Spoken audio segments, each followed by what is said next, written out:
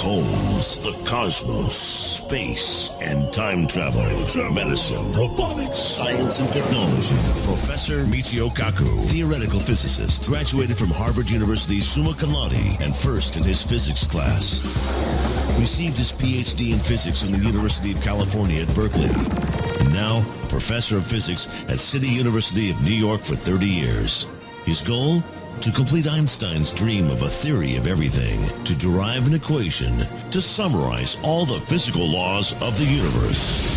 The co-founder of string field theory, author of the international bestsellers Hyperspace, Visions, and Parallel Worlds, and voted as one of the 100 smartest people in New York, profiling the latest cutting-edge developments in science, which revolutionize our world and touch our lives. Now, Science Fantastic with Professor Michio Kaku. This is Science Fantastic with Professor Michio Kaku. On Science Fantastic, we profile the amazing, jaw-dropping scientific discoveries which are revolutionizing our world and touching our lives. And in this hour, once again, we're going to throw the lines open because this hour is your hour. That's right. This is the time when you can get the telephones and have your voice heard on over 100 radio stations that carry Science Fantastic. That's right. You can give us a call 24/7, anytime, day or night. You can call 866-323-2129. All we ask is that you leave your name, call letters of the radio station, and the city you're calling from, and perhaps you can get on national radio. And just remember, no question is, quote, too dumb or stupid to put on national radio. Sometimes the so-called silliest questions are the deepest, richest, most profound questions of all. For example, it was a 16-year-old kid who asked a simple question, can you outrace a light beam? Well, that 16-year-old kid happened to be Albert Einstein, and when he finally answered that question, he changed world history. The world as we know it, with atomic bombs, nuclear power plants, big bangs, black holes, the universe was never the same after that 16-year-old kid answered the silly question, can you outrace a light beam? And that's why you should call 866-323-2129, and perhaps you can have your thoughts heard on national radio.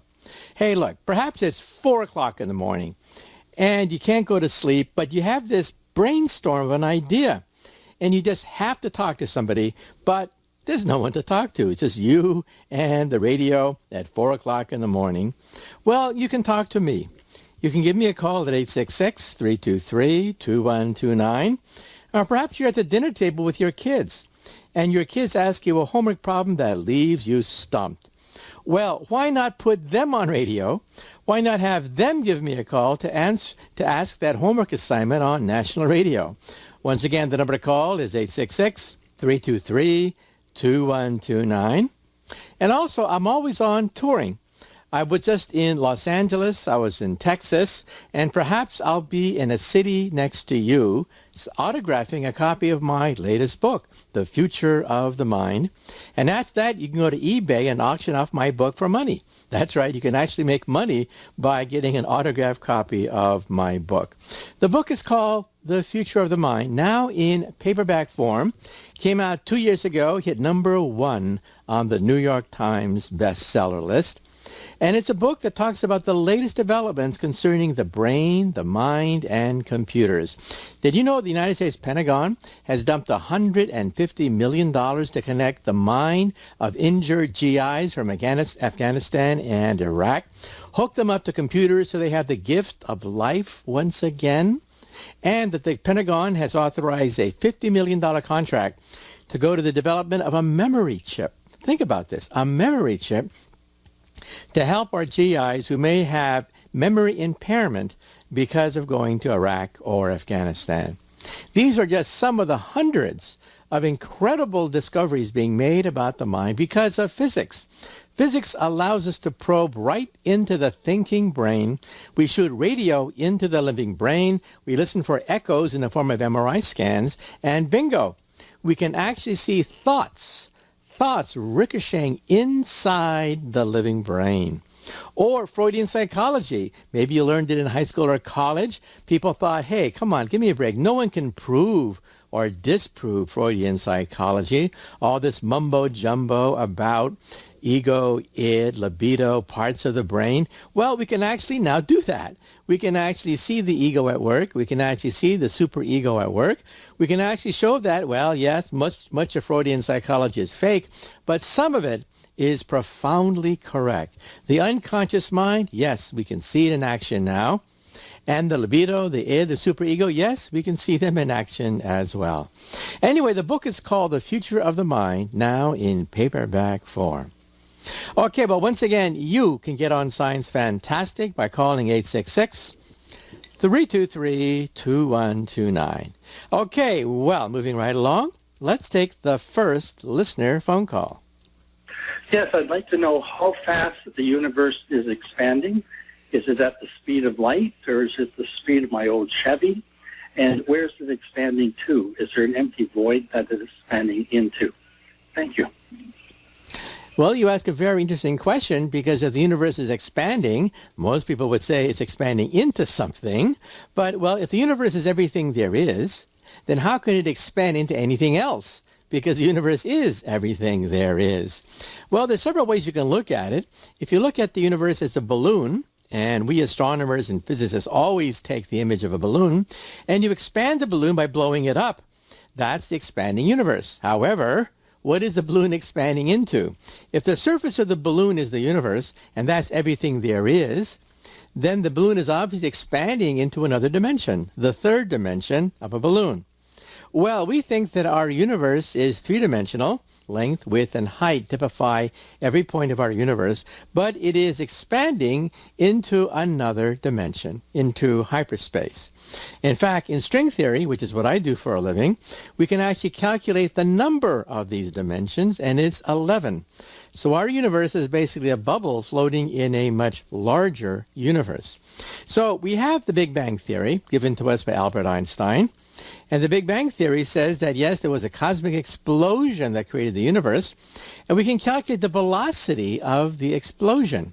In fact, the velocity of the explosion was faster than the speed of light. Now, you may say to yourself, well, doesn't that violate Einstein's own theory? No, because you see, nothing can go faster than the speed of light. Nothing meaning the vacuum, emptiness. Emptiness, according to Einstein, is a thing. You can bend it, twist it. That's the basis of Einstein's general theory of relativity. And so even nothingness can expand. But because it is nothingness and not matter, you can stretch space and time faster than the speed of light. So that's how we get around this rather strange paradox that the universe itself exceeded the speed of light when it first expanded. Now it's expanding much slower than that. But in the future, we think it may start to accelerate again. The latest results seem to indicate that the universe was born in a tremendous shock wave, slowed down, and then is beginning to speed up again. In fact, the Nobel Prize in Physics was given to 3 astronomers several years ago for showing experimentally that, yes, the universe is not just expanding slowly, it's actually accelerating, meaning that it is accelerating out of control, meaning that perhaps billions of years from now, it may get awfully cold because the stars will blink out, the universe will be huge by that point, and perhaps life as we know it will not survive. So the question is, can life survive if the universe itself dies? Most people would say no. We're all going to freeze to death like an ancient Norse myth. If you look at the work of Wagner and the Twilight of the Gods basically froze to death. Is that our future billions of years from now? Well, there is an escape clause. And the escape clause is perhaps when it gets really cold in the far future, perhaps we'll build a life raft, a wormhole, a dimensional portal, a gateway, and perhaps leave our universe. This is all speculation, however, but it leaves us to think that perhaps one day, if the universe expands too much, perhaps we should leave the universe. Find out more by getting a copy of my books, Hyperspace and Parallel Worlds. Okay, well, moving right along, let's take the next listener phone call. Hi, my name is Greg Hansen. I'm in Minnesota, 100.3. Not sure what the call sign is. I was wondering, what would you think the viability of using Olympus Mons as a base on Mars? Advantages being the lack of dust storms, availability of potential caverns, and, of course, much closer to orbit. Thank you. Well, you ask a question that is actually being asked by astronomers consulting with NASA. NASA has announced that by 2030, at the earliest, 2030, we hope to send astronauts to the red planet. And already we're testing the booster rocket for this. We have a space capsule called Orion, which we're going to put on top of the space capsule. And we're going to begin to do flight testing of it in the next few years. And perhaps we're going to send it to an asteroid as a test in order to test that this booster rocket is fit to go all the way to the red planet. And recently we had an astronaut on Science Fantastic, Mr. Tom Jones, saying that perhaps once we get to Mars, instead of building a station like Matt Damon did in the movie The Martian, a Hollywood movie, perhaps instead of that, we should go underground, dig a cave, because of the fact that there's radiation, dust storms, micrometeorites. Mars is not a nice place to visit unless you have shielding to protect you against harmful rays from the sun and cosmic rays. Now, what you're saying is something a bit different. Instead of going underground to build caves and caverns to withstand the solar storms and dust storms racking the surface of the red planet, why not go to the top of a volcano? Mount Olympus, otherwise known as Olympus Mons.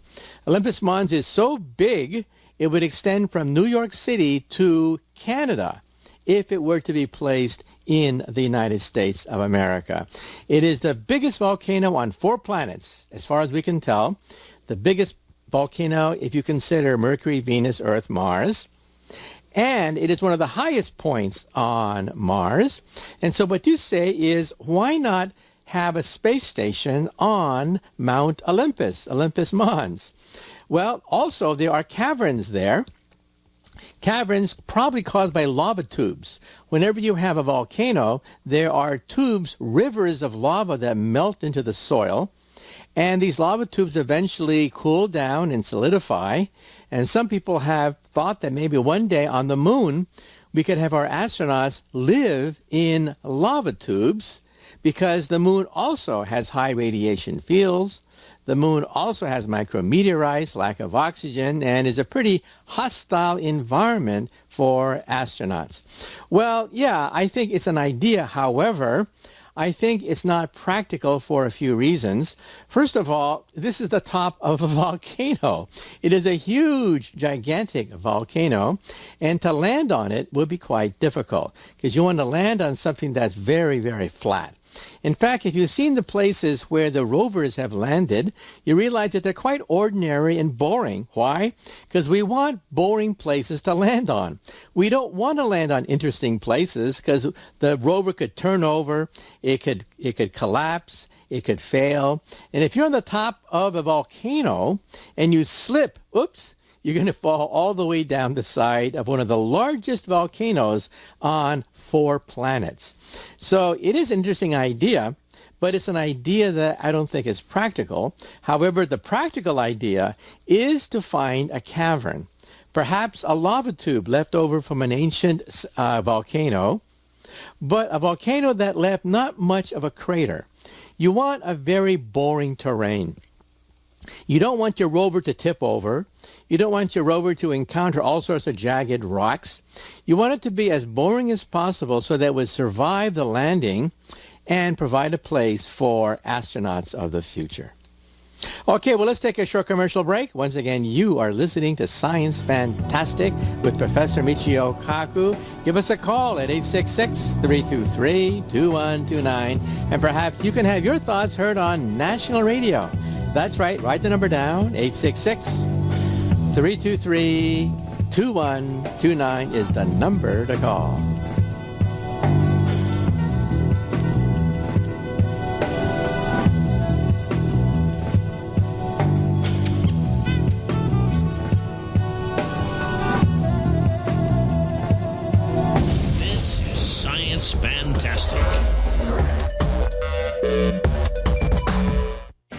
information on this and other great talk programs, go to talkradionetwork.com. Hi, this is DV Kidd. My new book, Taking Politics Out of Solutions, is now available. Why is it nothing changes no matter who you vote for? My book covers the most critical issues eating this country alive, as well as the solutions that are already there that Congress and the agenda-driven media don't want you to know. From the disaster of our economy, why we will never have economic freedom until the Fed is abolished, trade, the meltdown underway called Obamacare, the truth about Social Security and Medicare, and the fraudulent ratification of the 17th Amendment to the U.S. Constitution, a very huge issue that affects every American. The answers and solutions are in my book, All Americans Need to Read, because the worst is coming at us like a freight train. To order, go to www.newswithviews.com. You wouldn't dare build a house without a blueprint, and neither should you invest without a plan. Hi, Sam Sorbo here. My good friends at Landmark Capital specialize in tailor-made portfolios called Your Financial Blueprint. Let Landmark Capital show you how to control your retirement and safeguard your money from government seizure, protect it from an upcoming recession, and maximize your financial growth in case of inflation. Landmark Capital can show you how to put physical metals, gold and silver, into your IRA or 401k and take physical possession today. Your 401k IRA is a ticking time bomb. The government's racked up our debt to $18 trillion, and there's currently $18.2 trillion in retirement. 12 different countries have already seized their citizens' assets like bank and retirement accounts, and it can happen here any day now, according to the Federal Reserve. Get the facts. Call 855-747-5947, 855-747-5947, or find them at landmarkgold.com. Call 855-747-5947 or visit landmarkgold.com. Hi, folks. GetTheTea.com is the place where the popular Life Change tea calls home. But did you know Get the Tea is also where you can purchase GMO-free organic supplements? You can read about their potent power at GetTheTea.com. Also, they just added a YouTube channel called Health Matters Now. That's Health Matters Now. Education about our health can be a life change. Maybe that's why our famous tea is called Life Change Tea. Learn about the trees for life. Our supplements have no fillers, no wheat, no rice, no garbage. And our tea is wow to the body. Make a conscious health change. Educate yourself on the most powerful essence of life, which is your health. You want more? Log on to getthetea.com. That's getthetea.com. Or visit our YouTube channel at Health Matters Now. That's Health Matters Now. And don't forget our fabulous mild detox tea at getthetea.com.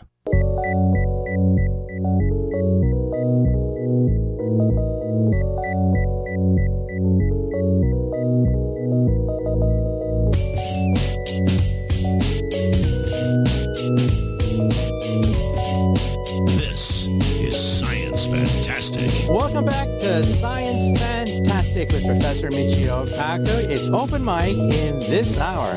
That's right, you can get on national radio. You can have your thoughts heard around the country by giving us a call. The number to call is 866-323-2129. And once again, all we ask of you is that you add your name, the call letters of the radio station you're listening to, and the city you're calling from, and perhaps your thoughts will be heard on over 100 radio stations that carry Science Fantastic. Okay, well, let's move on to the next listener phone call. This is Jeff calling. I got someone to tell you about a meteorite in the planet.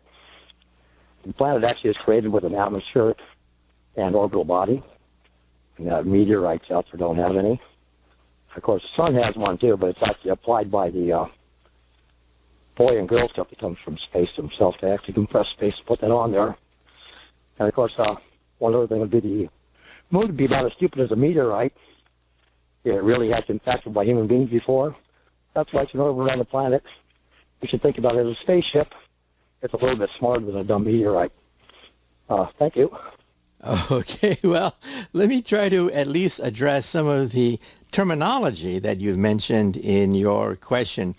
You mentioned quite a few words, so let's try to define them because I'm sure a lot of people get these words confused. First of all, what is a meteor? Meteor is actually the streak of light caused by some kind of rock that is hitting the atmosphere of the Earth. And the streak of light only lasts for just a few seconds, and then it disappears.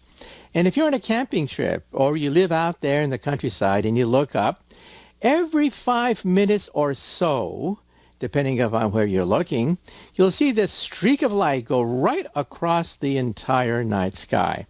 It is a rock, perhaps as small as a pebble, perhaps as small as a desk, a rock that is burning up, creating this streak of light. Now, once that streak of light hits the Earth, then it's called a meteorite. So a meteorite is the actual rock that hits the Earth.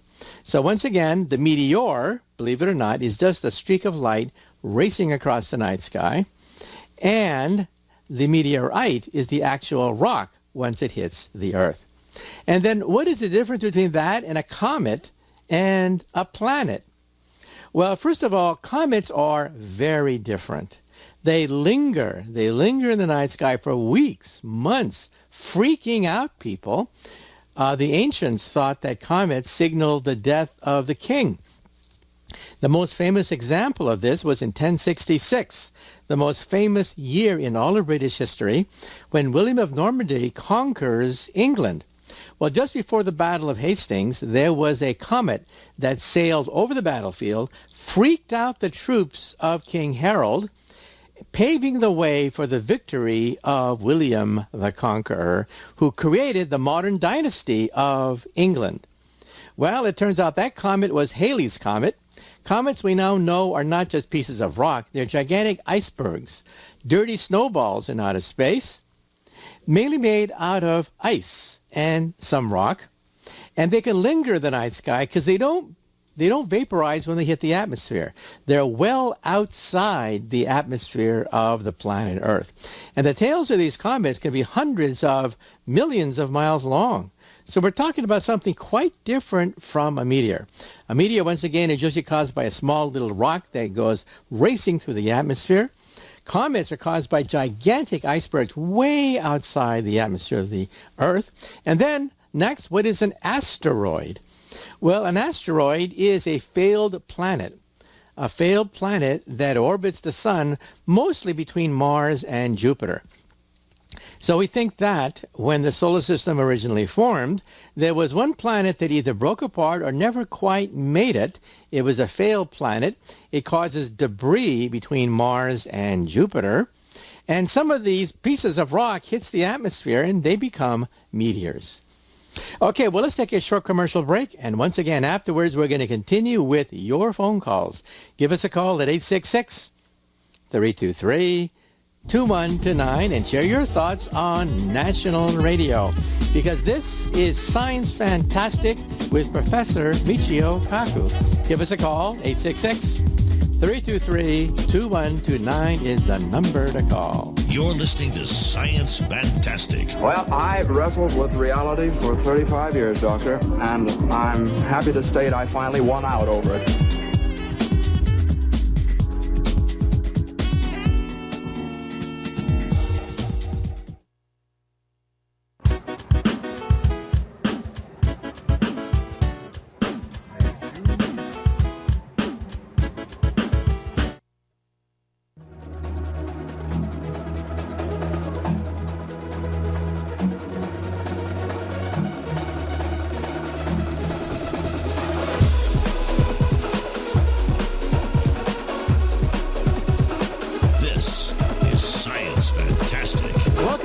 Science Fantastic with Professor Michio Kaku. Once again, you're listening to a program that is open to all of you out there. It's open mic on Science Fantastic. That's right. You can give us a call at 866-323-2129. Here's how it works. The number is a call number you can call 24/7, anytime, day or night. Leave your name, call letters of the radio station you're calling from, and you can also leave the city you're calling from, and perhaps you can be on national radio. Just record a comment or question, and perhaps your thoughts could be heard on over 100 radio stations that carry Science Fantastic. So give us a call. And once again, you may also want to pick up my latest book, now in paperback form. It's called The Future of the Mind. When it came out in hardback 2 years ago, it hit number one on the New York Times bestseller list. And it's all about the incredible developments as we begin to unlock the secrets of the mind. Do you know that we can actually see dreams as they're formed in the living brain and begin to understand why people dream? And also, did you know that we understand why you have nightmares, why thoughts are disorganized, and why lucid dreamers can actually control their dreams? That's right. There are people who can actually control the direction of their dream. They're called lucid dreamers, and with MRI scans, we've now proven that they are awake while they dream. Amazing. This is something right out of science fiction. And did you know we can actually photograph those dreams? This was once considered preposterous, but now using modern physics and MRI scans at the University of California, Berkeley, we can begin the first steps toward actually photographing a dream. Incredible. Okay, once again, you're listening to Science Fantastic with Professor Michio Kaku. The number to call if you want to get on air is 866-323-2129. So let's move on and take the next listener phone call. Dr. Michio Kaku, I first became aware of a young scientist breaking the nuclear fusion problem. He was an amateur rocketeer, got special permission to build a fusion rocket, and he shot it off from, I believe it was Andrews Air Force Base in 1971. He was told to shoot it over in the desert in Nevada. That would be Area 51, Groom Lake. He said, well, I can do that, but, you know, there's nothing over there but sand, and your plane will land up to the stomach on it. Anyway, on the plane that flew in from Washington or from Florida was a number of paperclip German scientists. Arthur von Braun had given him many awards in the past for winning rocket contest, and this was his ultimate rocket. When they got to Area 51, they found a runway, they collected the rocket, and they took him into a large hangar. Anyway, I was just trying to recall his name, but I'm sure if you go to Coast, you can probably find that. My name is Wayne. Thank you. Okay, well, unfortunately, I'm not familiar with this person. However, let me say that fusion is the power of the sun. Some of our best scientists have tried to harness the power of fusion on the Earth and have failed. And however, there is a device which on a miniature scale was successful in terms of fusing a tiny, tiny microscopic amounts of hydrogen. This is called the fusor. You can Google it, F-U-S-O-R. It was actually built by the man who invented television. That's right. There was a man who invented television, Philo Farnsworth. He was a physicist, and he actually had an idea for what is now called television by looking at the way in which a field was plowed by a farmer. The farmer would go back and forth, and he thought that an electron gun could also go back and forth, and create an image. Unfortunately, he did not have a team of lawyers, and like many of the early inventors of radio and television, like Tesla, many of his ideas were, well, quite frankly, stolen. And, of course, he didn't have a team of lawyers to protect his patents. So Philo Farnsworth goes down as one of the unsung heroes of the electric age, the man who invented television. Well, after he invented television, he got very discouraged. I mean, I would too if all my ideas were stolen by the big TV companies. And so he tried to create fusion. He created basically two spheres. He put an electric field between these two spheres. When electric charges went hurtling from one sphere to the other, it would then fuse some of the hydrogen atoms inside the chamber. Well, as you can see, this is not a practical design. You cannot extract net energy from it. However, he did demonstrate that you could actually create fusion in your living room. That's right. However, you cannot extract power from this device. In fact, high school kids have entered fusors in their science fair projects. So you can actually do a little bit of fusion in your living room but hey, it's not practical. Sorry about that. You cannot extract usable energy for it. Okay, well, once again, this is Science Fantastic with Professor Michio Kaku. Give us a call. The hotline number is 866-323-2129. Give us a call and have your thoughts heard on over 100 radio stations that carry Science Fantastic. Give us a call.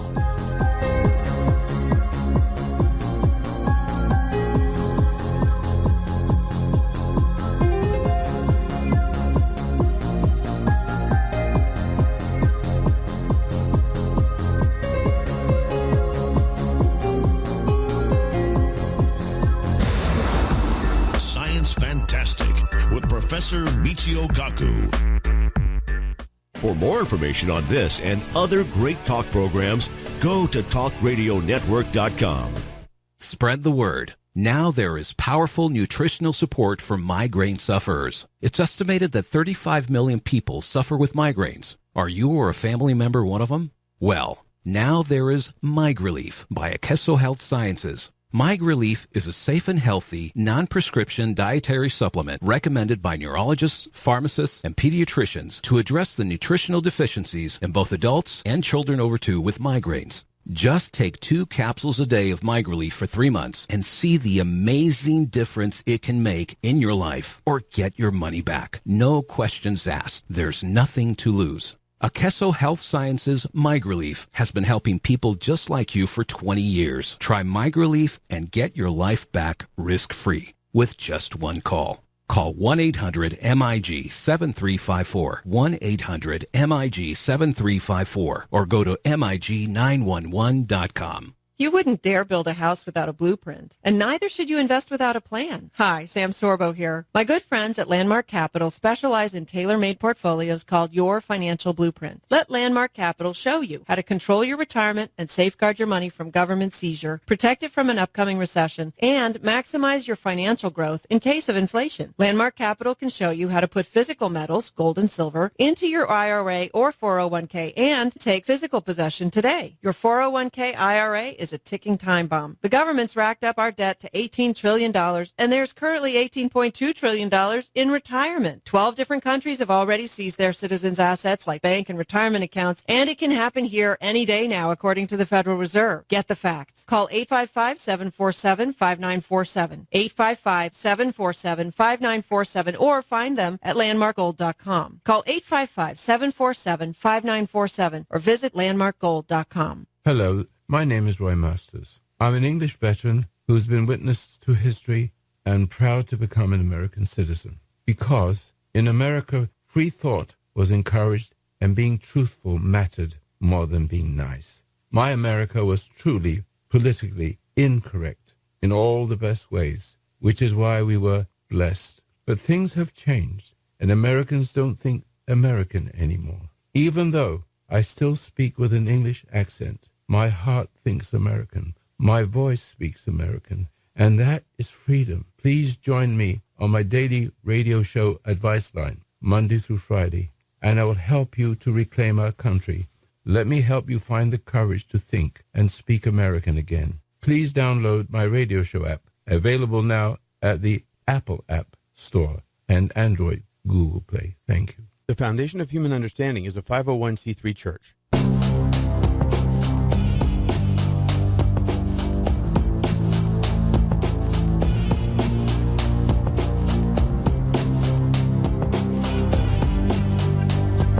Talk Radio Network at talkradionetwork.com. Welcome back to Science Fantastic with Professor Michio Kaku. The lines are open because it's open mic in this hour. So once again, we urge you to give us a call at 866-323-2129. The number is open 24/7, anytime, day or night. Just leave your name, call letters of the radio station, and the city you're calling from, and record a comment or a question about science, and perhaps you can get on national radio. So once again, the number to call is 866-323-2129. Okay, well, moving right along, let's take the next listener phone call. Hello, Dr. Kaku.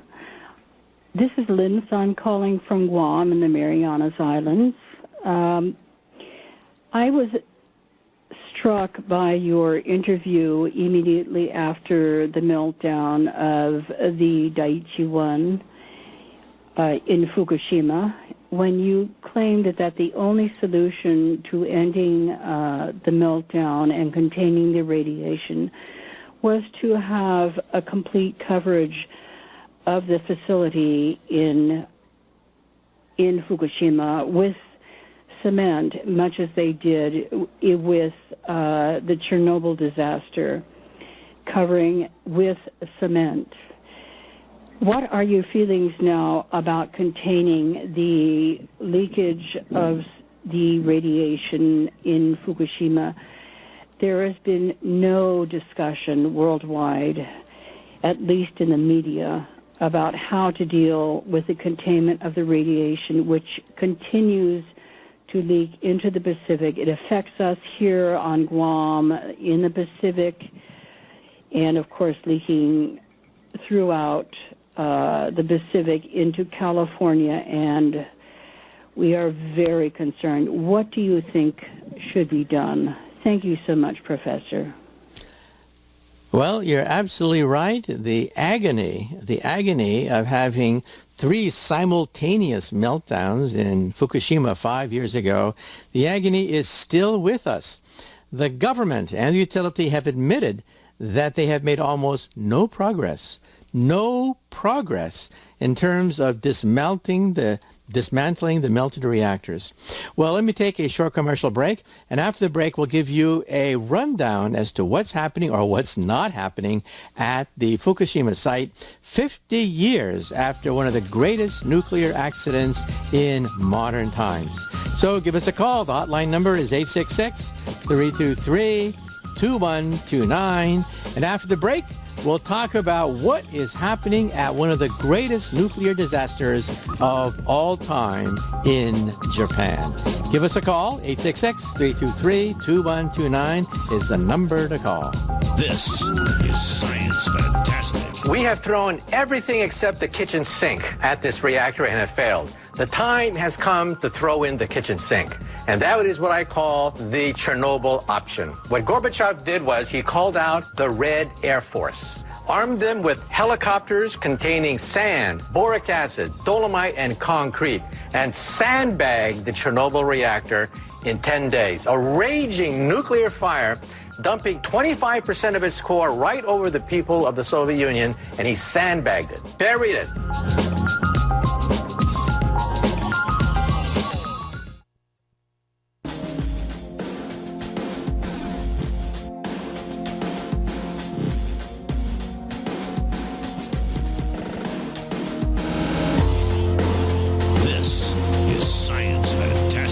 Welcome back to Science Fantastic with Professor Michio Kaku. Once again, the lines are open because it's open mic on Science Fantastic. You can give us a call by calling 866-323-2129. Well, before the break, we had a call from Guam. A woman there was saying that, yes, I was on international television during the accident 5 years ago at Fukushima at the height of the disaster, when we now know that the government in Tokyo was contemplating evacuating the entire Tokyo area, which of course is physically impossible with 15 million people. But during those hours, those crucial hours, I came out and I recommended that we sandbag the reactor.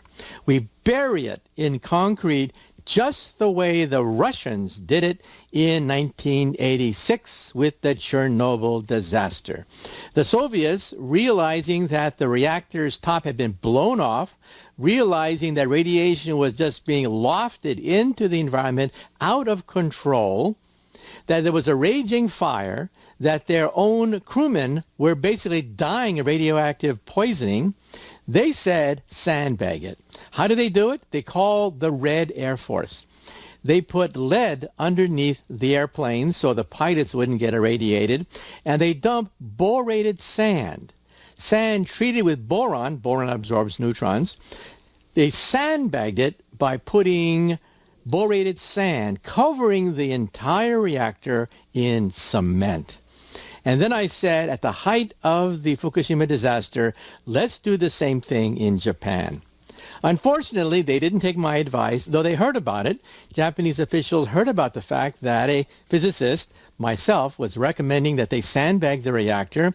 They said, well, it's not that bad. Now we know, of course, it was much worse than they previously said. And where are we now, 5 years from now? Have we dismantled the mess? Have we extracted the melted fuel? Are we beginning to repair the reactors? And the answer to all those is no. How much progress have we made in terms of dismantling the melted reactors? You'd be surprised. The answer is none. Zero. In fact, we can't even shut off the cooling water, which is dumping radioactive water into Tokyo Harbor. They've sent submarines trying to take photographs of the melted core, but have failed. We don't even know what the melted core looks like. Like at 3 Mile Island, for example, I once interviewed one of the leaders of the cleanup operation, and he admitted to me that the core, the nuclear core of the reactor, looked like a pile of granola. Take a bunch of granola from the supermarket, make a pile of it, and that's what the core looked like at 3 Mile Island. Well, we now know that the cores at Fukushima, 3 of them liquefied. We've never seen this before. 3 liquefied cores. But in what configuration did they re-solidify in? And the answer is we're clueless. It is so radioactive that they cannot send workers into the site other than just for a few minutes at a time. The submarines have been unsuccessful in terms of photographing the melted core, and they're still unsuccessful in terms of trying to rein in some of the radioactive cooling water that is still being let into Tokyo Harbor.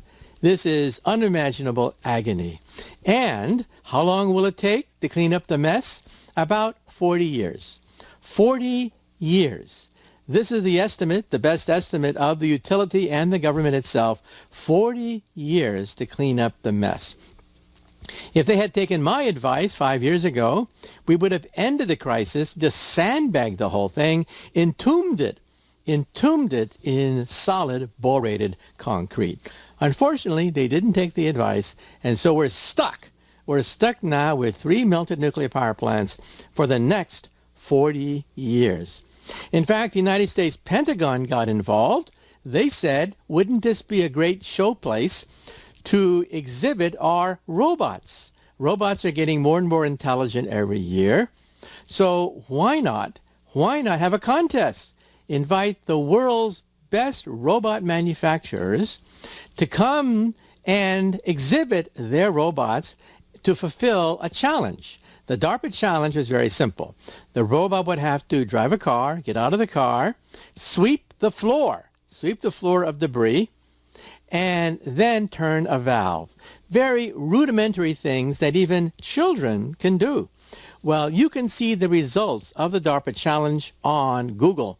Simply Google it. DARPA is the branch of the government that actually invented the internet, invented GPS, and initiated the driverless car challenge.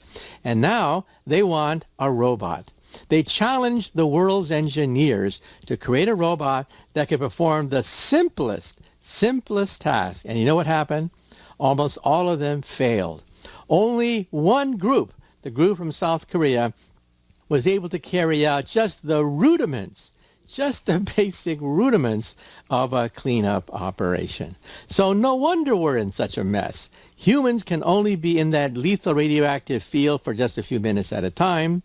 Robots are simply too stupid to begin the cleanup operation. And there we are 5 years later, stuck with 3 melted nuclear power plants, and we're clueless as to how to stop the agony. The latest development you probably read in the newspaper is that they're trying to build a refrigerator. They're trying to get refrigerator units to freeze the water around the reactor to create a wall of ice to try to confine the radioactive water so it doesn't go into Tokyo Harbor. What a mess. Well, unfortunately, we've run out of time. Join us every week on Science Fantastic when we profile the mysteries and the cutting edge of science. And once again, you can always give us a call by calling 866-323-2129, and you can be on Science Fantastic. Once again, give us a call at 866-323-2129. Leave your name, call letters of the radio station you're calling from, and the city you're calling from. Leave a comment or question, and perhaps you can get on national radio. And if your children have any comments or questions, why not put them on the line and have them heard on over 100 radio stations? Once again, this is Dr. Michio Kaku for Science Fantastic. Good day.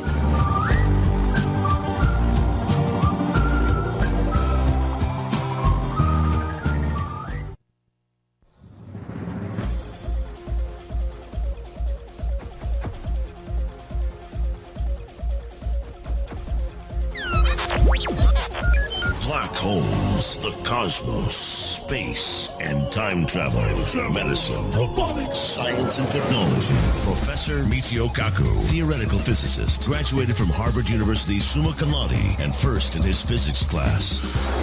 Received his PhD in physics from the University of California at Berkeley. And now, professor of physics at City University of New York for 30 years. His goal? To complete Einstein's dream of a theory of everything, to derive an equation, to summarize all the physical laws of the universe. The co-founder of string field theory, author of the international bestsellers Hyperspace, Visions, and Parallel Worlds, and voted as one of the 100 smartest people in New York, profiling the latest cutting-edge developments in science, which revolutionize our world and touch our lives. Now, Science Fantastic with Professor Michio Kaku. This is Science Fantastic with Professor Michio Kaku. On Science Fantastic, we profile the amazing, jaw-dropping scientific discoveries which are revolutionizing our world and touching our lives. And in this hour, we're going to go to the very limits of the universe. We're going to be talking about parallel universes. We're going to be talking about starships. And we're going to be bringing on a theoretical physicist talking about the recent developments in science. Our special guest today for this hour is Professor Paul Davies, winner of the $1 million Templeton Prize. He's a professor of theoretical physics at Arizona State University, and he's also the director of the Beyond Center for Fundamental Concepts in Science at Arizona State, author of a number of great books, including How to Build a Time Machine, The Eerie Silence, Cosmic Jackpot, Why Our Universe is Just Right for Life. And we're going to be talking about some of the work that he's been doing on things like gravity waves, parallel universes.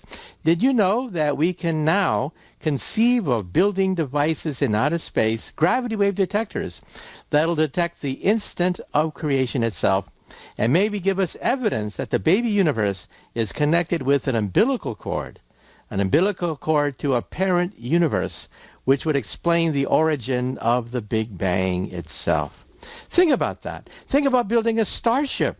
We're going to talk today with Dr. Paul Davies about the first practical design for a starship that could actually be built in just a few decades to reach the nearby stars in 20 years' time. A workable starship. Not the size of the Enterprise. Of course, it has to be scaled down. It's the size of a postage stamp, driven by a bank of laser beams blasting it to 20% the speed of light. And then we're going to talk about the movies with Dr. Paul Davies. We're going to talk about the theory of everything, which won an Academy Award. Movies like Interstellar, talking about time travel and black holes. Movies like The Imitation Game, about the origin of artificial intelligence and the computer revolution. We're going to bring on Dr. Paul Davies of Arizona State University, a theoretical physicist, talking about time travel, space warps, higher dimensions, and building a starship. So stay tuned. You're listening to Science Fantastic with Professor Michio Kaku. For more information on this and other great talk programs, go to talkradionetwork.com. Hi, this is DV Kidd. My new book, Taking Politics Out of Solutions, is now available. Why is it nothing changes no matter who you vote for? My book covers the most critical issues eating this country alive, as well as the solutions that are already there that Congress and the agenda-driven media don't want you to know. From the disaster of our economy, why we will never have economic freedom until the Fed is abolished, trade, the meltdown underway called Obamacare, the truth about Social Security and Medicare, and the fraudulent ratification of the 17th Amendment to the U.S. Constitution, a very huge issue that affects every American. The answers and solutions are in my book, All Americans Need to Read, because the worst is coming at us like a freight train. To order, go to www.newswithviews.com. Spread the word. Now there is powerful nutritional support for migraine sufferers. It's estimated that 35 million people suffer with migraines. Are you or a family member one of them?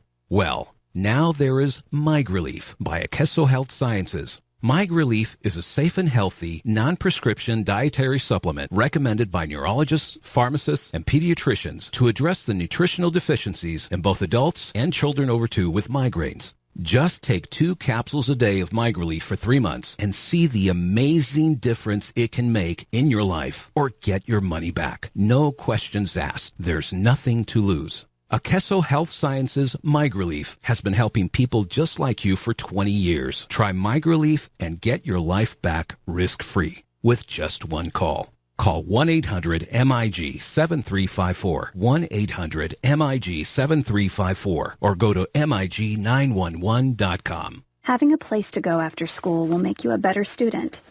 Having an outlet to express yourself will make you a better artist. Having something to do together will make you a better family. At The Y, we're helping build better friends, listeners, writers, swimmers, scientists, and musicians, one chance at a time. Give the gift of opportunity. Donate to The Y at ymca.net/give. The Y, for a better us.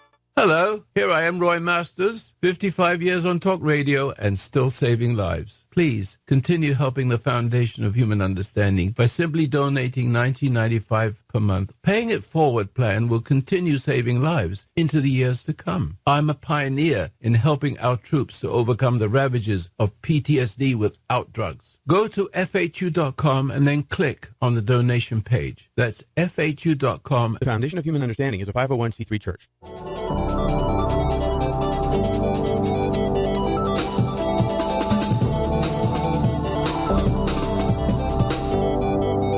This is Science Fantastic. Welcome back to Science Fantastic with Professor Michio Kaku. In this hour, we're going to bring on one of the world's leading theoretical physicists talking about Einstein, talking about dark matter, gravity waves, talking about the movies. With us today is Professor Paul Davies. He's written a number of great books, about 25 of them, I think, by last count. He's written books like How to Build a Time Machine, The Eerie Silence, The Cosmic Jackpot, Why the Universe is Just Right for Life. He's a professor at Arizona State University in Tucson, and he's the director of the Beyond Center for Fundamental Concepts in Science. So, Paul, glad you could be on, once again, Science Fantastic. Pleasure. Okay. Well, the first question that we always ask our guests is, how did you, as a youth, first get interested in science? Well, I grew up in London in the post-war years of great austerity, and in a single word, boredom. There was very little to do. We didn't have any money. The toys were scarce, didn't go on vacation.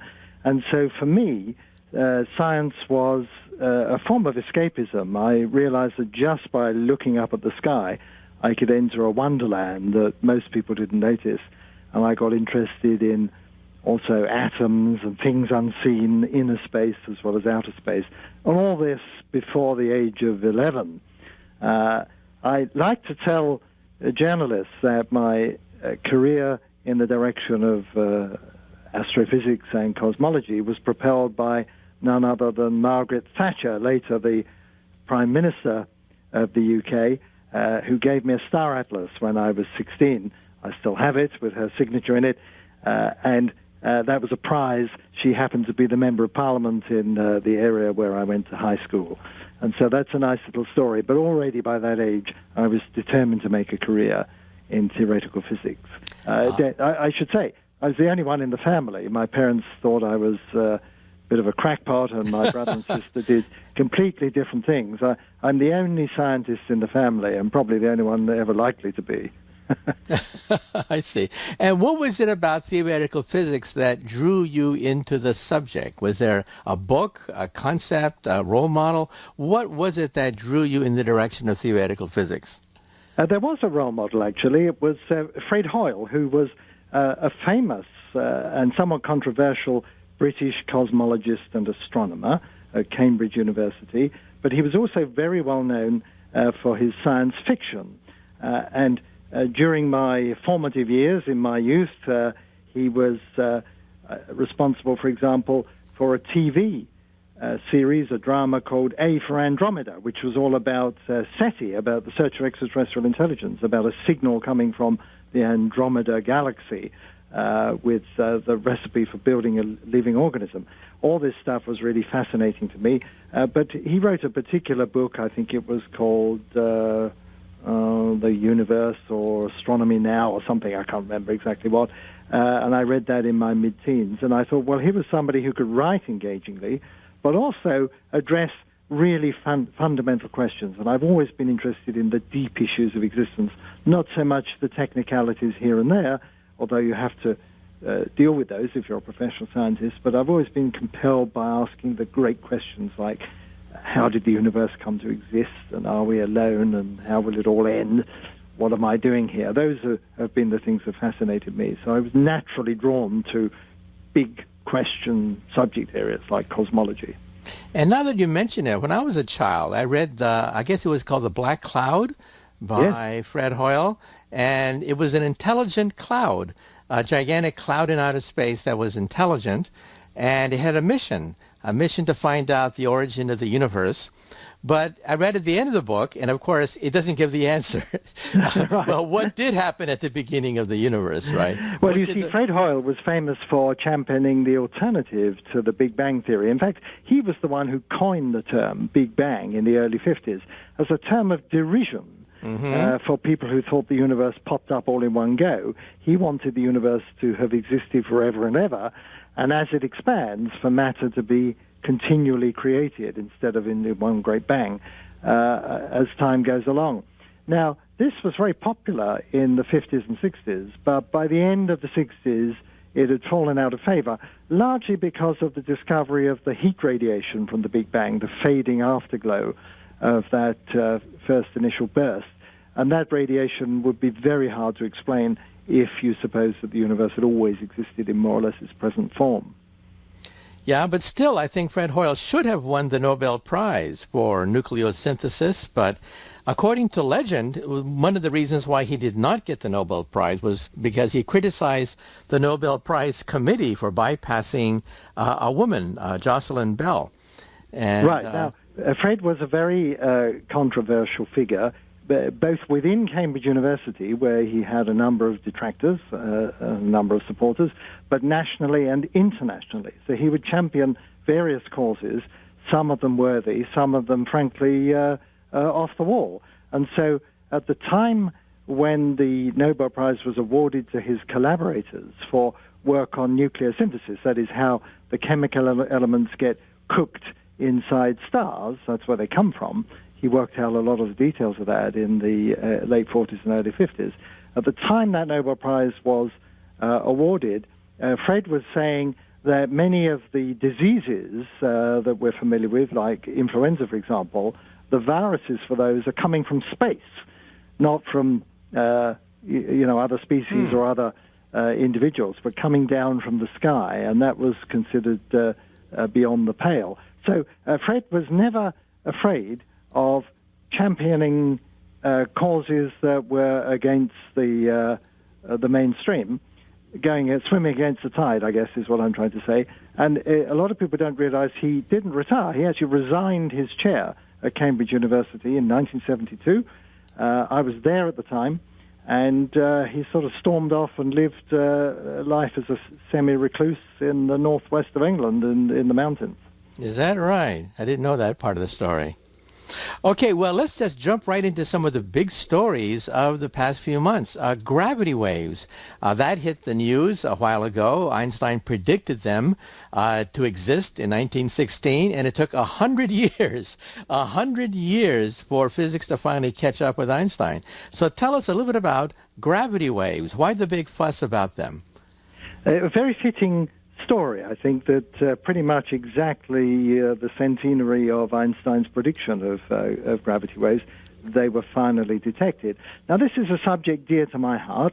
I first learned about it in those early days in Fred Hoyle's Institute in Cambridge in the early 70s, when a guy called Joe Weber, who in those days worked at the University of Maryland, claimed to have detected these gravity waves using a big cylinder of metal that was shaking and vibrating in an otherwise unaccountable manner. And for a while it looked like this discovery had already happened, but then the weight of evidence seemed to be against that. That looked to be like a false alarm. And a whole new generation of gravitational wave detectors was built based on using laser beams rather than metal bars. But it's the same general principle. Our listeners are probably thinking, well, what the hell is a gravity wave? And the answer is, I think everyone's familiar with radio waves. They better be, because that's how they're hearing us. Radio waves are electromagnetic waves, which means that they are electricity and magnetism rippling out across space. The same thing can happen with gravitation, whereas for electromagnetic waves you have electric currents wiggling up and down, say, in an antenna. All you need to make gravitational waves are masses wiggling up and down. So any movement of a mass will do. But because gravitation is such a feeble force, you need stupendous quantities of mass moving around in order to generate a detectable gravitational wave. So you have to think astronomy, say black holes. Collisions of black holes is ideal, collisions of neutron stars. All these things were identified decades ago as likely sources of these gravity waves. And for, 30 or 40 years, physicists have been searching for them using these laser-based systems. And finally, with a bit of an upgrade a year ago, one of these detectors called LIGO, Laser Interferometer Gravitational Observatory, LIGO, Advanced LIGO, upgraded LIGO, finally announced that it had detected the merger of two black holes in a galaxy far, far away a long, long time ago. Gravitational waves, like electromagnetic waves, travel at the speed of light. And so they ripple out across space at that speed. And it's a huge triumph, not just for Einstein's theory, but because it opens up a new window on the universe. Now, some people say that the next generation of these detectors will be in outer space, like LISA, Laser Interferometry Space Antenna. The European Union is also thinking of having space-based gravity wave detectors capable of detecting radiation from the instant of creation itself. Some people think that maybe we can run the videotape backwards and get radiation from before the Big Bang, or at least check some of the theories of before the Big Bang, and that would give us the first clue as to what happened before Genesis. So what are your thoughts about the next generation of gravity wave detectors, which might just be powerful enough to pick up radiation from the instant of the Big Bang, and therefore give us evidence as to what happened before the Big Bang? What are your thoughts? Well, my first thought is that gravitational waves are much better for that purpose than electromagnetic waves because they go through everything. The problem, if you try to look back at the Big Bang with electromagnetic waves like heat and light, is you get blocked off at about 380,000 years after the Big Bang. You can't see back before that because it's like a luminous cloud. For the same reason you can't see into the middle of the sun. You just see the surface of the sun. But gravitational waves could come through all that luminous fog, and so, in principle, we can detect gravitational waves from the very earliest moments of the universe because, as I explained, they are produced just by large amounts of matter sloshing around, and there was plenty of that going on in the early rumble of the Big Bang. And about a year ago, there was actually another false alarm, an announcement that evidence for such gravitational waves had been discovered in an experiment done at the South Pole that looked at the twisting of light coming from the Big Bang under the influence of what was supposed to be gravitational waves from the earliest moment. That's gone away, but in principle we could detect such things. It's going to be difficult. It will need probably space-based detectors, and all this is going to be very expensive, but there's no particular reason we can't peer right back. And then you raise this fascinating issue about, everyone wants to know, well, what happened before the Big Bang? Was it the origin of time? Was there nothing before the Big Bang? Or is the Big Bang simply the beginning of our universe embedded in some much bigger system, sometimes called the multiverse? And if so, what happened before the Big Bang? And could any trace of physical processes that characterize that prior epoch have survived the Big Bang and propagate to us today? And that very much depends on whose theory you like, and there's flavor of the month theories, and no doubt in another 10 years there'll be different theories around. But at the end of the day, you've got to do the experiments to put a constraint on the theorist's imagination. Now, some people say that the presence of alternate universes, parallel universes, higher dimensions can never be tested because we live in our universe, and how do you go outside the universe? But if it's possible to pick up gravity waves from the instant of creation and then perhaps run the videotape a little bit backwards before the instant of creation, isn't it therefore a testable idea? A testable idea that some of these theories like inflation or string theory, it's a testable concept that we can actually pick up what the universe might have looked at like before creation. It's testable. What are your thoughts? Well, it's weakly testable. So I think everyone's fascinated by the notion that there could be like other universes, either existing before our own or in parallel with our own, sort of out there, beyond the edges of our universe and inaccessible, or even in quantum physics, which is very weird, the possibility of parallel universes that are actually, in some sense, very close to us, but inaccessible because of the way the rules of quantum mechanics work. And then the question is, how can we ever test the notion of something that almost by definition is inaccessible to us? And there are some weak tests that one can consider. Now, you've been talking about directly testing, that is, say, picking up gravitational waves that might emanate from some epoch before the Big Bang, and that would be very nice if you could do that. But even if that is not possible, it may be possible to somehow get evidence that there are other realities, other worlds, just from statistical means. And you mentioned a book of mine, which confusingly had two titles. It was called Cosmic Jackpot, and then in the paperback edition, The Goldilocks Enigma. But it's basically about why is the universe just right for life.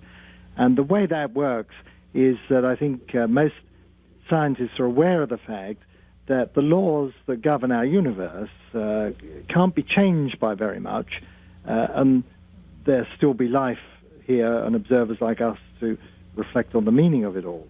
That there are certain parameters in basic physics which need to be very close to their actual values in order for life to emerge. So we do seem to live in a curiously bio-friendly universe. It looks almost like it's cooked up to bring forth life. And people want to know what's the explanation for that. And one possibility is that there's a vast multiplicity of universes with different laws, different values for these things. Okay, Paul, we're going to have to take a short commercial break, but after the break, we're going to continue our discussion of parallel universes and also starships. Is it possible that one day we can send microchips to the distant stars? Once again, you're listening to Science Fantastic with Professor Michio Kaku. Our special guest today is renowned physicist, Professor Paul Davies of Arizona State University. So stay tuned. You're listening to Science Fantastic.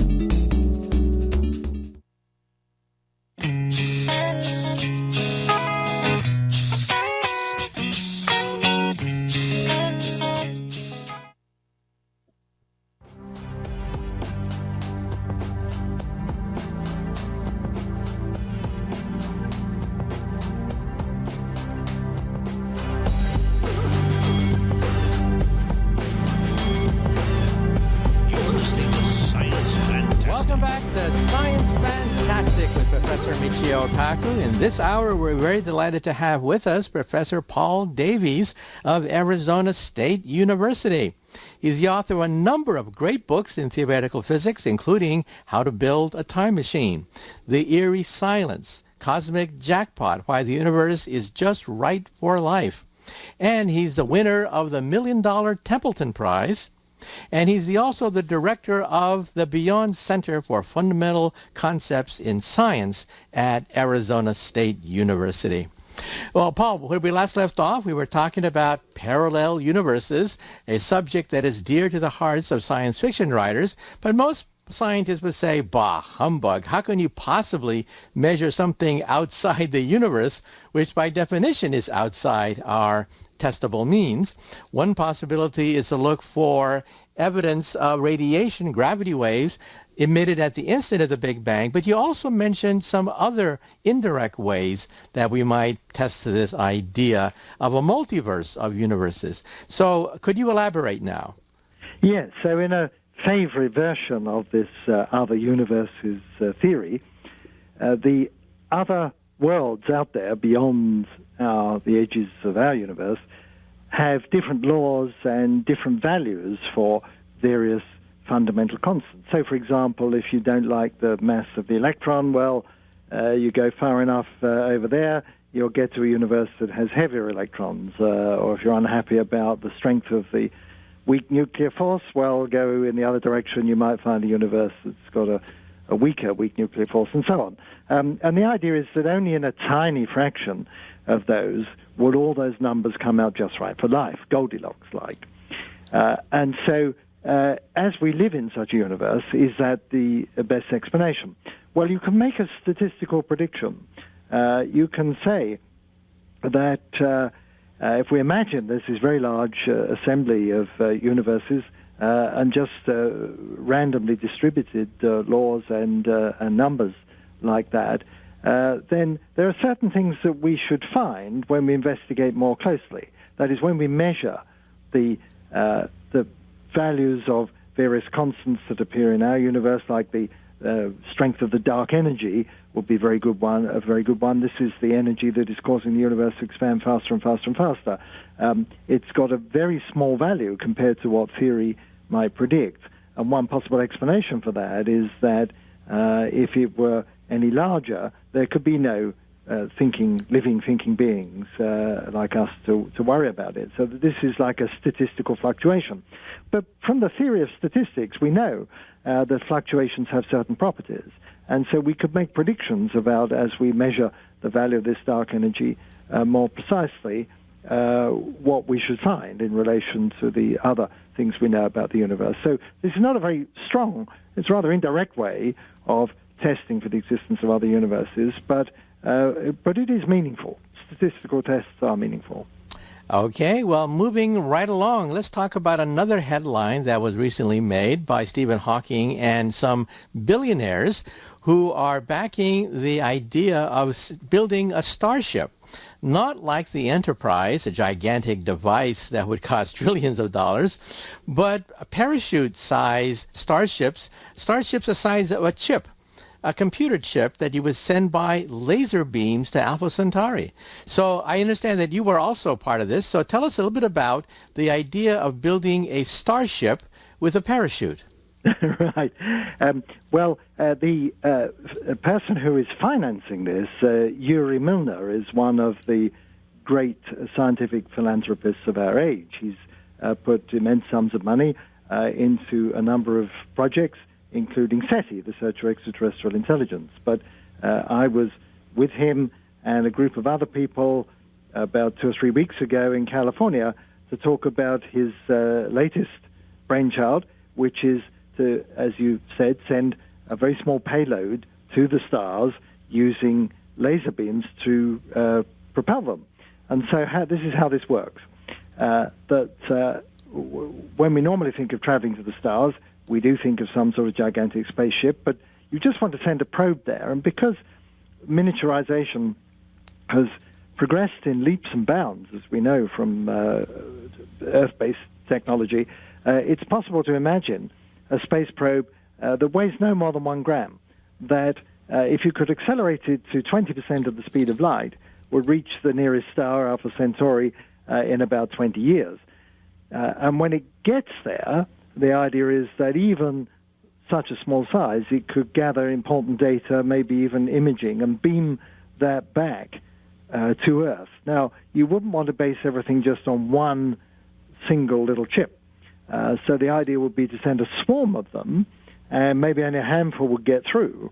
But that's enough to send back really important data within a person's lifetime, instead of the usual scenario you've got to wait thousands of years before anybody gets there. The biggest challenge here is how do you accelerate even a 1 gram payload to the speed of light? And the method that they seem to have homed in on is using ground-based lasers, very powerful. Most people don't think that light exerts a pressure, but it does. If you shine a light, say, on your hand, you don't feel your hand being pushed away. But a very good illustration of the pressure of light is the tail of a comet. So when you look at Paul, we're going to have to take yet another short commercial break, but after the break, we're going to continue a discussion of starships. Is it possible to send a starship the size of a postage stamp to the stars? Once again, you're listening to Science Fantastic with Professor Michio Kaku. Give us a call. The hotline number is 866-323-2129. And once again, our special guest today is Professor Paul Davies of Arizona State University, talking about starships and parallel universes. So stay tuned. You're listening to Science Fantastic with Professor Michio Kaku. For more information on this and other great talk programs, go to talkradionetwork.com. Do you or a loved one suffer migraine headaches? Listen to what scientist Kurt Hendricks has to say. If you are one of the millions of people who get migraines, you need to know about MiGrelief. Hi, I'm Kurt Hendricks, the scientist who created MiGrelief, the patented dietary supplement that addresses nutritional deficiencies in adults and children with migraines. Thousands of physicians and pharmacists recommend MiGrelief. Call 800-MIG-7354 or visit MIG911.com. Having a place to go after school will make you a better student. Having an outlet to express yourself will make you a better artist. Having something to do together will make you a better family. At The Y, we're helping build better friends, listeners, writers, swimmers, scientists, and musicians, one chance at a time. Give the gift of opportunity. Donate to The Y at ymca.net/give. The Y, for a better us. Hi folks, GetTheTea.com is the place where the popular Life Change Tea calls home. But did you know Get the Tea is also where you can purchase GMO-free organic supplements? You can read about their potent power at GetTheTea.com. Also, they just added a YouTube channel called Health Matters Now. That's Health Matters Now. Education about our health can be a life change. Maybe that's why our famous tea is called Life Change Tea. Learn about the trees for life.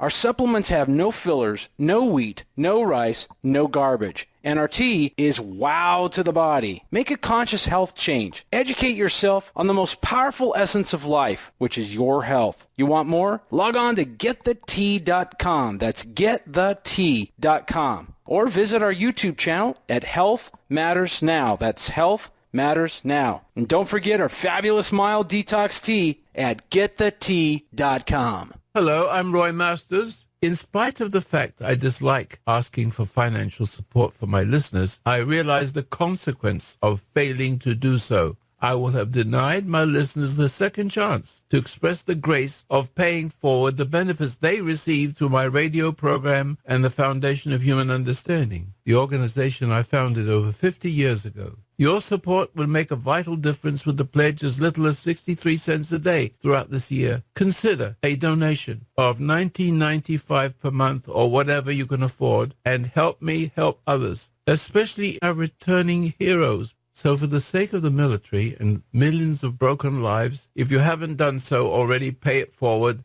the benefits which you've received throughout the years from one crying in the wilderness. Go to FHU.com/donate, FHU.com/donate. Thank you from the bottom of my heart. The Foundation of Human Understanding is a 501c3 church.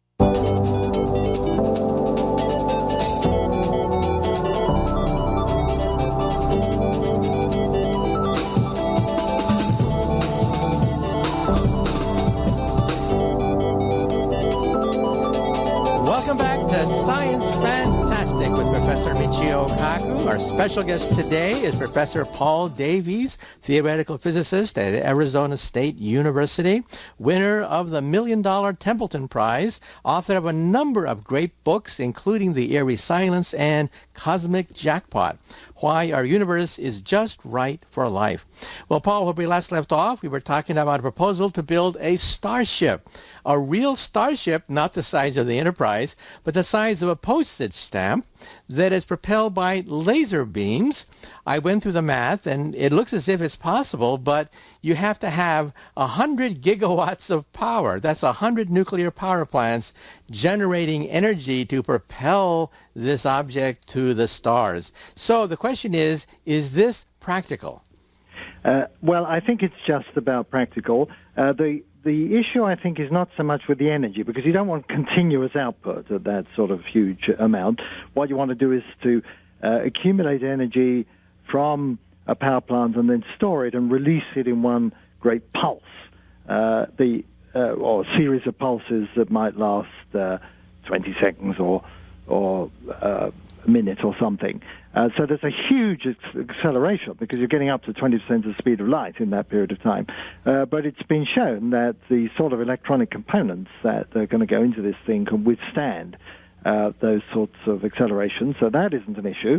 I think the biggest technical challenge is focusing the laser beam and keeping it on target. So what you're going to have in order for the very feeble effect of light pressure to exert the necessary acceleration is you have to have a collecting area like a sail, a reflecting sail or a parachute, and you've got to hit that with a ground-based laser beam when this object is out in space. So you take all your swarm of little space probes with their parachute-like appendages and release them in space and then zap them one by one with this powerful ground-based laser. So focusing that laser through the atmosphere and on that tiny little pinpoint and then not vaporizing the payload you're trying to accelerate, all of that represents a formidable challenge. And so this isn't something that's going to be done next year. Okay. Well, we have to take yet another short commercial break. But after the break, let's talk about the movies. There are so many movies that incorporate physics and mathematics, like The Martian, Imitation Game, The Theory of Everything, Interstellar. So let's take a short commercial break. And after the break, let's talk about going to the movies. And what does a theoretical physicist think when they watch Hollywood distort or represent modern physics? Once again, this is Science Fantastic with Professor Michio Kaku. Give us a call. The hotline number is 866-323-2129. Leave your name, the call letters of the radio station you're calling from, and the city you're calling from, and perhaps you can get on over 100 radio stations that carry Science Fantastic. So give us a call.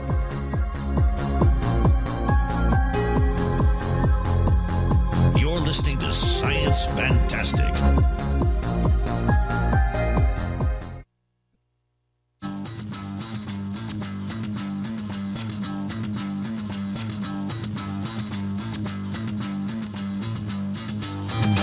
You're listening to Science Fantastic with Professor Michio Kaku.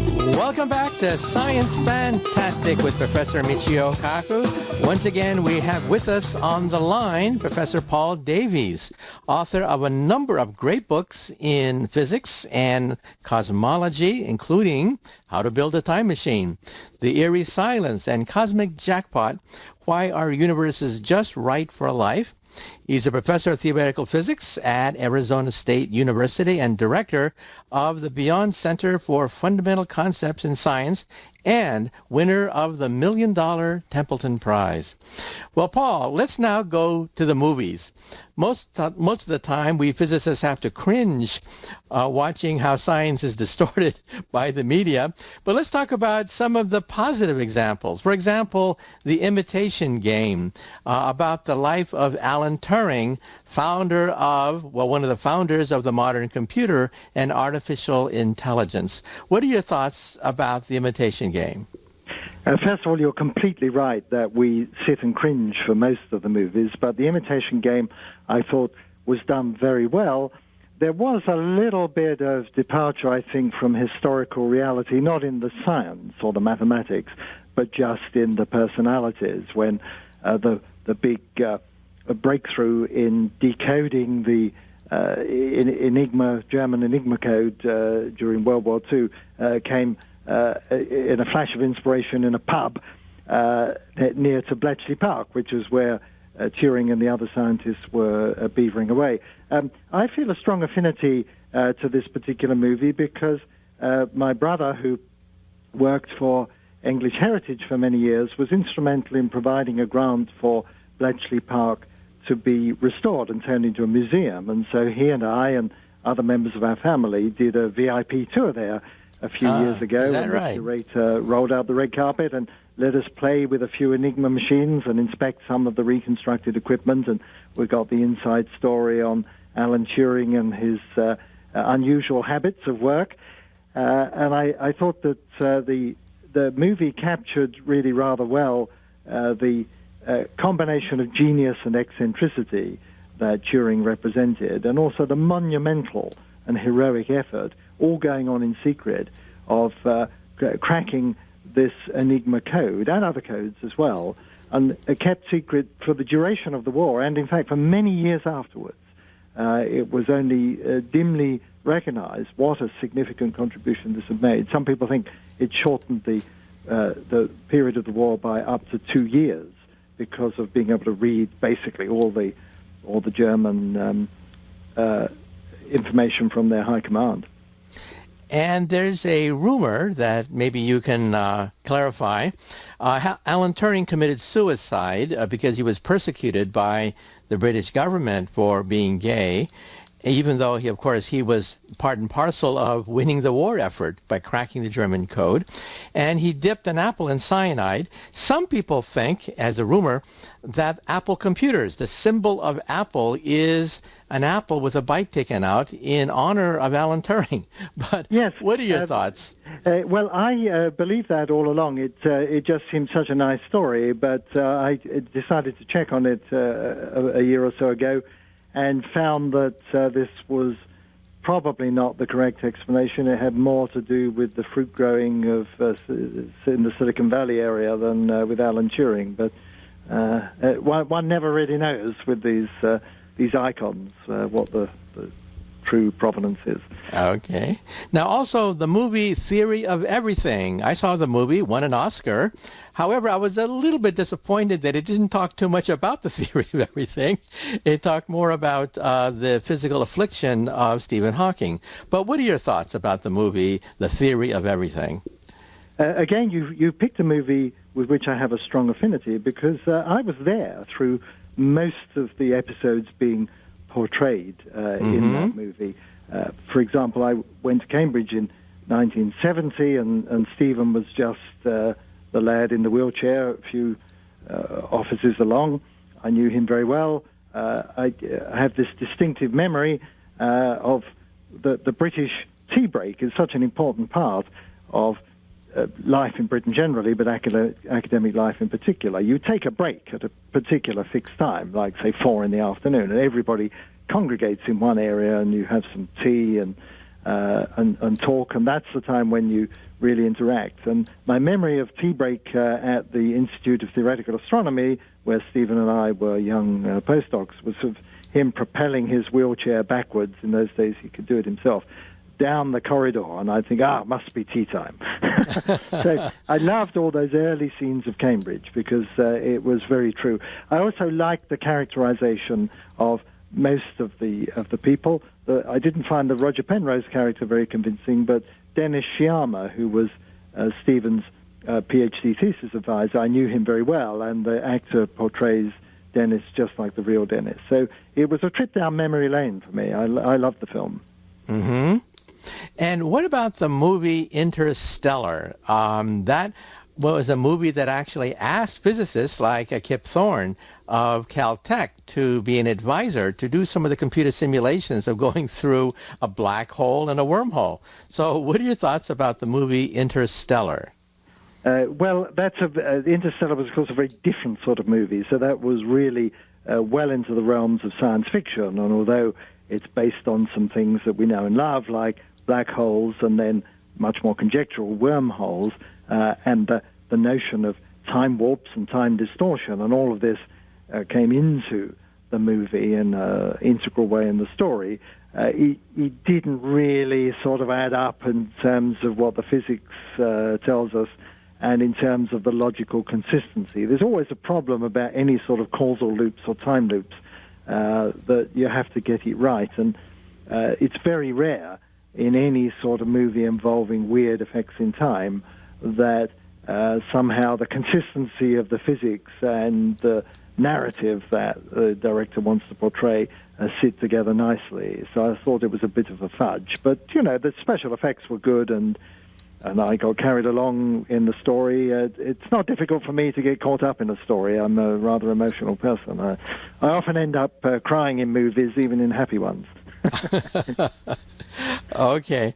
Well, unfortunately, we have run out of time. But once again, our special guest today has been Professor Paul Davies. So, Paul, thank you so much for being on Science Fantastic. It's been a great pleasure. Thank you. Once again, join us every week when we discuss the cutting edge of science.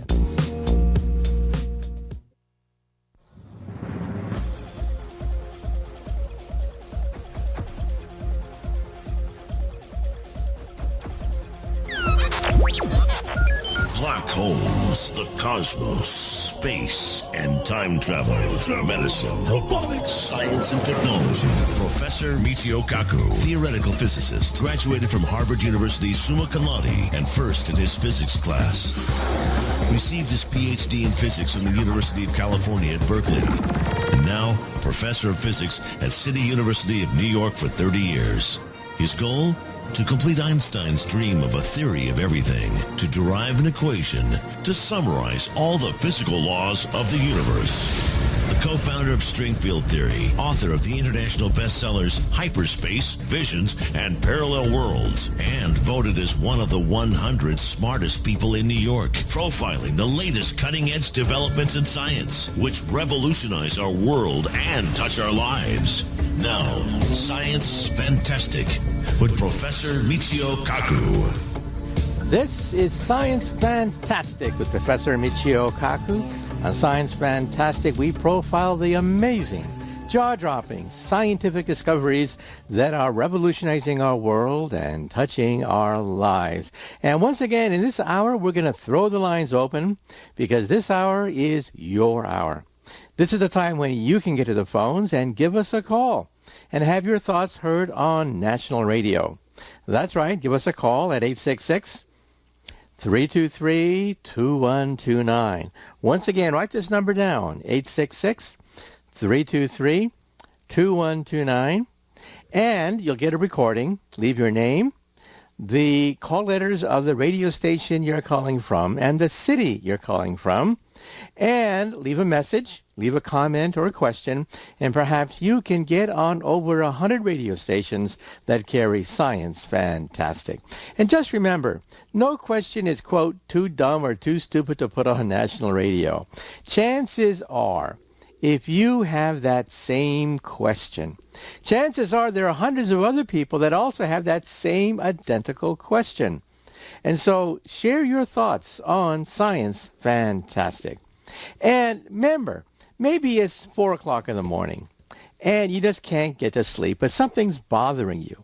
Something's bothering you about a story you heard in the newspapers or radio stations or read in the papers, a story about science, about our world, and there's no one to talk to at 4 o'clock in the morning.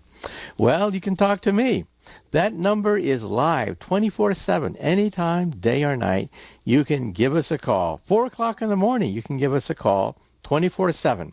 And once again, the number to call is 866-323-2129. Or maybe you're having dinner with the kids, and all of a sudden the kids ask you a homework question that leaves you stumped. What are you going to do? Well, why don't you put your kids on radio? Why don't you have them ask me that science question? And perhaps their voice could be heard on over 100 radio stations across the U.S. that carry Science Fantastic. And so once again, the number to call is 866-323-2129. 323-2129. And just remember that I'm always on tour. I was just speaking in Los Angeles last month. I just got back from speaking in Europe. And maybe I'll be signing your copy of my latest book, The Future of the Mind, now in paperback form. The book came out 2 years ago in hardcover, and it hit #1 on the New York Times bestseller list. And the book is now available in paperback form. And go to my website, mkaku.org, mkaku.org, and find out whether or not I'll be in your city signing your copy of The Future of the Mind. And then after that, you can go to eBay and auction it off for money. That's right, you can actually make some money after listening to today's program, because autographed books are actually worth more than unautographed books.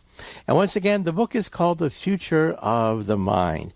Did you know that the United States Pentagon has spent over $150 million trying to hook up the brain to a computer to give the gift of life once again to our wounded warriors from Iraq and Afghanistan? Many of them have injured spinal cord injuries, injured brain tissue. Why not connect their brain directly to a laptop computer that would allow them to energize an exoskeleton to become like Iron Man? Maybe you saw the Olympics last year, not the Olympics, but the soccer games. And the World Soccer Games began with a man kicking a football. Now, that may not seem like much until you realize that that man was paralyzed. He was a quadriplegic. And yet at Duke University, they put a chip in his brain, connected the chip to a laptop and then to an exoskeleton, giving him the gift of mobility, that he can now walk. He can now interact, even though he is basically a vegetable trapped inside his own mind. And the Pentagon has recently given a $50 million contract just a few months ago to the person who can develop a memory chip for our wounded warriors who have problems with memory because of injuries sustained in Iraq and Afghanistan. Well, it turns out that scientists have actually created such a memory chip for animals, and now we want to create a memory chip for humans as well, especially Alzheimer's patients and people suffering from brain injuries. We can already record memories now. This has been done in mice, and we will do it for primates and eventually for Alzheimer's patients. Just think about it, a brain pacemaker. So you push a button, and memories come flooding into the hippocampus of your brain, giving you your memory back again, or at least isolated memories. And so these are just some of the exciting developments being done in the mind, all because of physics. Because of physics, we can now look into the living brain and see thoughts literally ricocheting back and forth inside the living brain. So why not give the gift of knowledge to a loved one by getting your copy of The Future of the Mind? And once again, go to my website, find out where I'll be speaking. The website is mkaku.org, mkaku.org. And you can go to my Facebook site, that's Michio Kaku. We have over 2.7 million people that come to my website on Facebook. And go to my Twitter account, because on Twitter we have 500,000 people picking up the Twitter feeds that I give on Twitter. So these are just some of the ways that you can interact with me. But why not simply interact with me directly by calling the magic number 866-323-2129.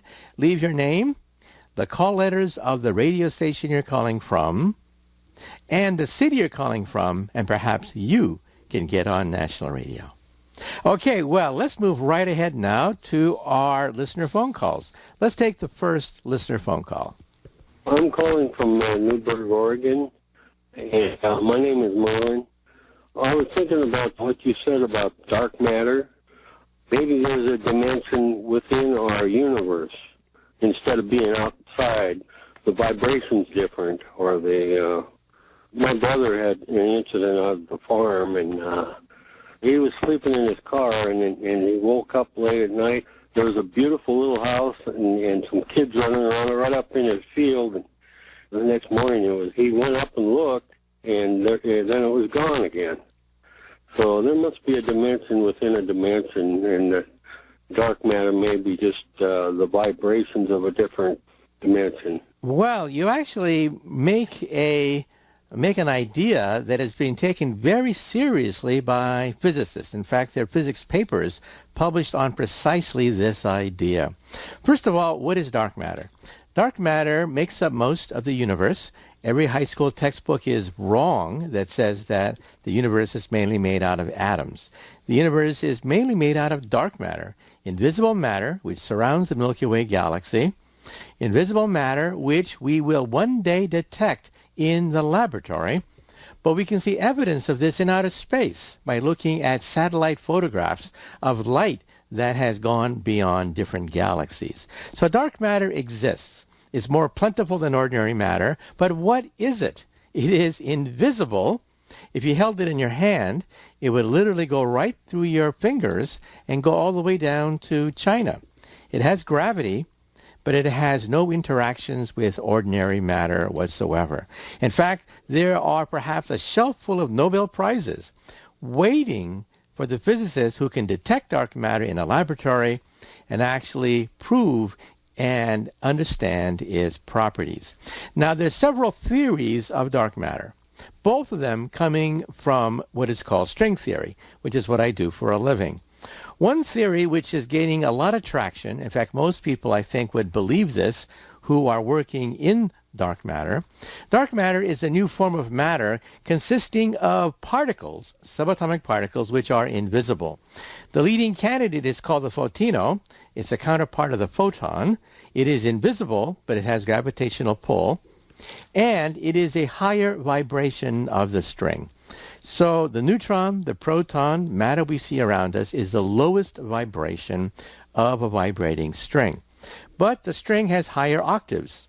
The next octave would be invisible, and we think that's dark matter. So that's the leading theory. You can go to any physics conference on the world and talk to people about the photino, and they would say, yes, that is the leading candidate for what dark matter is. However, there is another theory which is quite bizarre, which can also be seriously considered by the physics community. And this is that dark matter is ordinary matter vibrating in another dimension. In other words, take two sheets of paper, put them parallel to each other. The bottom sheet of paper is our universe. But there could be another universe, another dimension hovering just above our universe. Now, if there is a galaxy in this other sheet of paper, this other universe, it would be invisible to us. But it would have gravity. Gravity goes between these sheets of paper. And so what would it look like? First, it would be an invisible galaxy. But second of all, you would detect its gravitational pull because gravity can go between these sheets of paper. That is another theory of dark matter which cannot be dismissed. In fact, it was proposed by Professor Joseph Licken at Fermi Lab outside Chicago, who happens to be a colleague of mine. In fact, we used to publish papers together on string theory. And so dark matter could, in fact, believe it or not, dark matter could, in fact, be the presence of matter vibrating in another dimension. Now, believe it or not, this idea goes all the way back to the 1800s, going back to science fiction writers who have written about this possibility, including H.G. Wells. H.G. Wells wrote a novel called The Invisible Man. It's been made into a movie many times by Hollywood. But if you actually read the novel, rather than looking at the Hollywood versions of the novel, you find out that the Invisible Man became invisible because as he's hovering just above us in the fourth dimension. In other words, we live on a sheet of paper called the third dimension. We have length, width, and height. But there could be, according to H.G. Wells, another universe hovering just above us like a sheet of paper, and the Invisible Man is living in this other parallel universe. That's why he's invisible. Because light cannot go between universes. Light is basically trapped in each plane.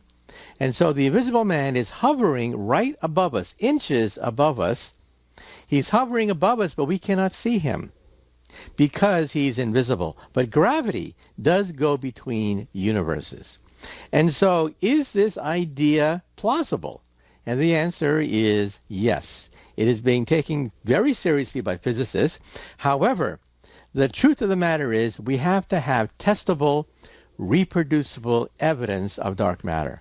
Now, we can, quote, see, unquote, the presence of dark matter in outer space by looking at the bending of light due to dark matter. That's why we have maps of dark matter. Dark matter is not science fiction. We have maps of dark matter. In fact, the Hubble Space Telescope allows us to calculate the amount of bending of light as it goes around the galaxy. But is dark matter due to the presence of another dimension? String theory says there could be 11 dimensions. And who knows? Perhaps dark matter, which makes up more matter than our universe, is ordinary matter vibrating in a parallel universe. Well, who knows for sure. But you can find out more by getting a copy of my books, including Parallel Worlds, where I talk about this theory. Once again, you are listening to Science Fantastic with Professor Michio Kaku. Give us a call. The hotline number is 866-323-2129, and have your thoughts heard on national radio. So, give us a call. You're listening to Science Fantastic with Professor Michio Kaku.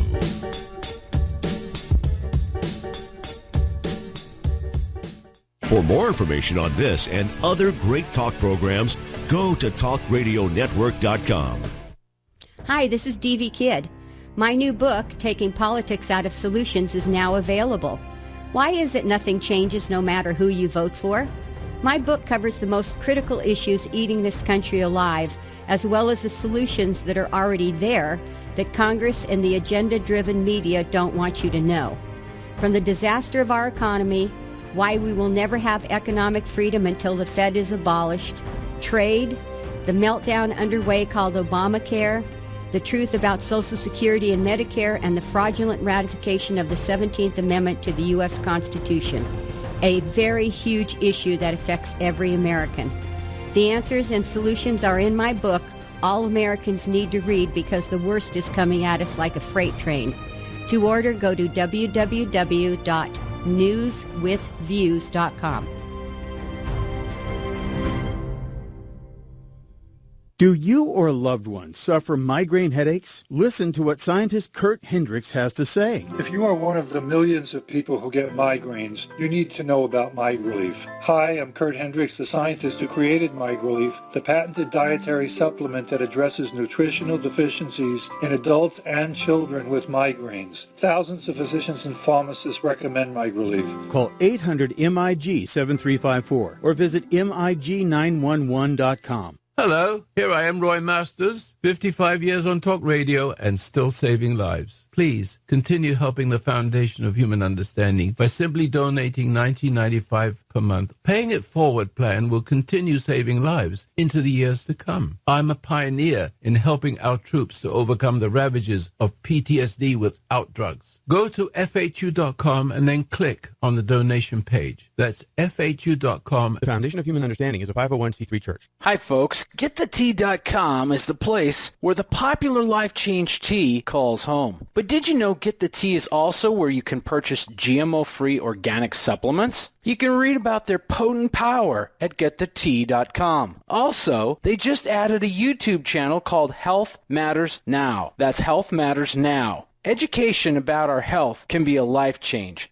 Maybe that's why our famous tea is called Life Change Tea. Learn about the trees for life. Our supplements have no fillers, no wheat, no rice, no garbage. And our tea is wow to the body. Make a conscious health change. Educate yourself on the most powerful essence of life, which is your health. You want more? Log on to getthetea.com. That's getthetea.com. Or visit our YouTube channel at Health Matters Now. That's Health Matters Now. And don't forget our fabulous mild detox tea at getthetea.com.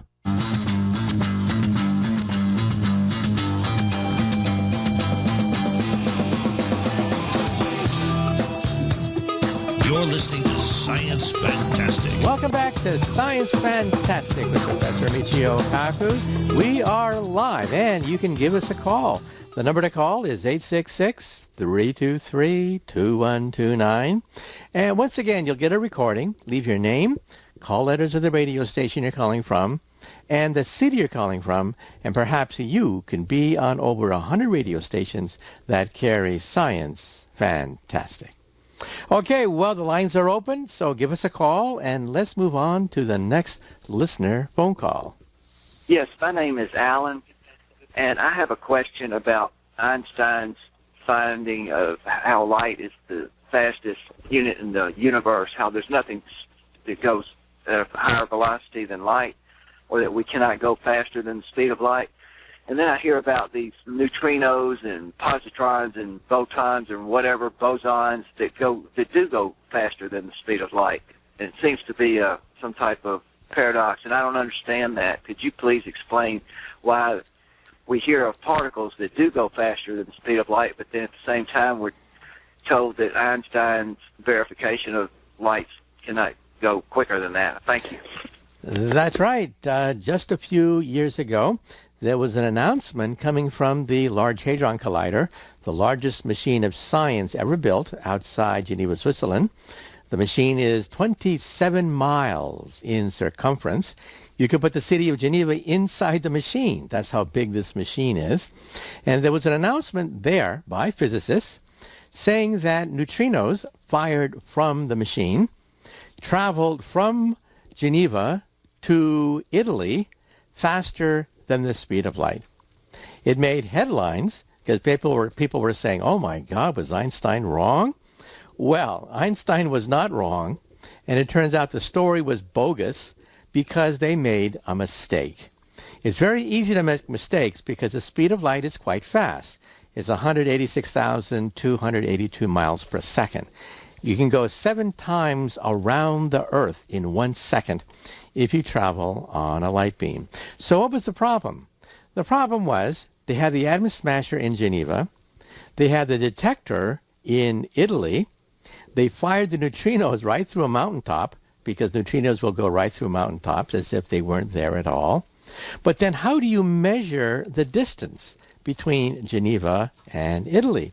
Well, obviously you use the GPS system, right?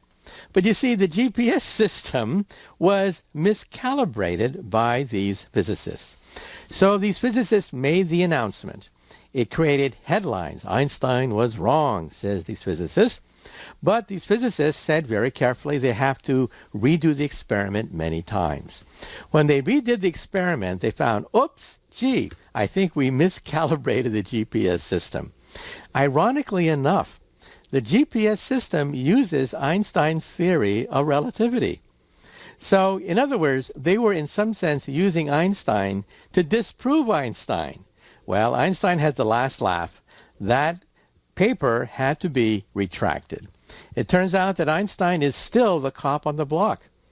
It still is true that the speed of light is the fastest velocity that we can measure in the universe. Now, however, there is something called entanglement, which we'll talk about after taking a short break. Entanglement does go faster than the speed of light, but Einstein still has the last laugh. So let's take a short commercial break, and afterwards we're going to talk about something that actually does go faster than the speed of light, but Einstein still has the last laugh. So once again, give us a call. The hotline number is 866-323-2129. Give us a call and you can ask your question on national radio. This is Science Fantastic with Professor Michio Kaku.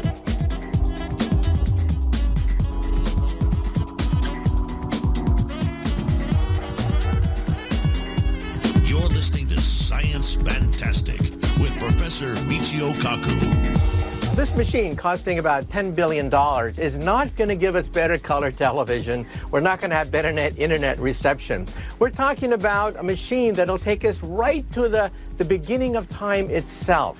By slamming protons together at trillions of electron volts, we are creating a mini Big Bang on a microscopic scale.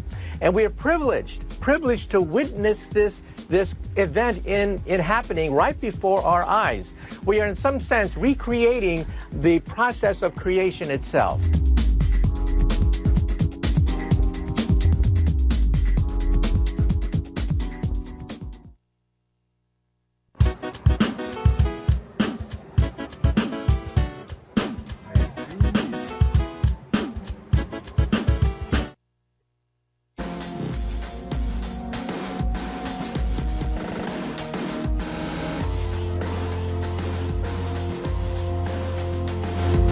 Here's Professor Michio Kaku. Welcome back to Science Fantastic with Professor Michio Kaku.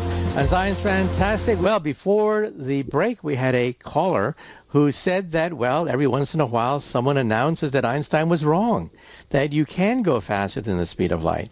Well, the neutrino announcement a few years ago was incorrect. It has been retracted by the physicists there, who are now quite embarrassed by going up against Albert Einstein. However, there is something that does go faster than the speed of light, and this is called quantum entanglement, but Einstein still has the last laugh on this matter as well. It turns out that Einstein never really believed in the quantum theory, and in this sense he was wrong. The quantum theory is a theory of atomic physics. Your internet, laser beams, GPS, all of it is due to the quantum theory. And in the quantum theory, if you have an electron and two electrons and make them vibrate together, they vibrate together and then you can separate them. And they're still vibrating together even though they're connected by this invisible twine that connects these two vibrating electrons. If you then flip one electron, the other electron senses the fact that its twin has been flipped, and it senses this faster than the speed of light. So people said, aha, Einstein was wrong. Well, not so fast. It turns out that Einstein, technically speaking, was wrong. Quantum entanglement does go faster than the speed of light. And how do we know that? We measure it. You can actually do this experiment in the laboratory. Take two electrons, vibrate them together, separate them, and then if you make one vibration on one electron, the other electron senses it faster than the speed of light. But why does Einstein have the last laugh? It turns out that the information that travels faster than the speed of light is random information, useless information. You cannot send Morse code. You cannot send email. You cannot send information faster than the speed of light. And so physicists today no longer say nothing can go faster than light. That's what we used to say. We don't say that anymore. We simply say that no real information can travel faster than the speed of light. And that's why Einstein still has the last laugh. Okay, well, moving right along, let's take the next listener phone call. My name's Darrell. I'd like to ask the question, how close are we of breaking the DNA code of nature? I heard about 15 years ago we were within 20 years of breaking it. How close are we now? I would like to know that. Thank you. Okay, well, I think what you're asking is if all life has DNA inside, when will we finally have this master code, this code of all life on the planet Earth? Well, first of all, because of the Human Genome Project, we've cracked the human DNA, and for just $500, you can have all the genes in your body sequenced. This is amazing. Something that was once considered to be like a moonshot only costs $500. In fact, it's been in the newspapers. You probably read the fact that the rock star Prince passed away, and already there are numerous people who are saying that they are the mother of his child, and therefore they get a crack at some of the $300 million that he amassed during his lifetime. Well, in the old days, it was very difficult to prove paternity. However, now it's actually quite simple because we have the blood of Prince during his autopsy, and the judge has ruled that, yes, we can now rule on paternity cases, scores of them, in fact, all these people claiming that they are either the progeny of Prince or were the mother of Prince's child. And so as far as humans are concerned, this is now just a fact of life. However, what we want is a tree of life of all life forms. That, of course, will take many, many decades. Already we have an encyclopedia of the DNA of most life forms that we have analyzed. That already exists. An encyclopedia of known life forms. However, every day we find that there are new life forms that we didn't consider before, and so we want a complete DNA of all life. That's going to be very difficult. For example, the Cancer Genome Project. Of course, we can sequence the DNA of one person. However, that one person could have many cancers of different types. And so the Cancer Genome Project is much more ambitious than the ordinary Human Genome Project. And so will we ever have a complete tree of life? And the answer to that is probably no, because we constantly find new life forms, new species on the planet Earth. And for every tissue, you can make it cancerous. And so the Cancer Genome Project is, in fact, even more elaborate than the ordinary Human Genome Project. But as far as life forms that we've analyzed, yes, we have sequenced them. Yes, we're now getting a dictionary and, in fact, an encyclopedia tracing the lineage of all these different life forms.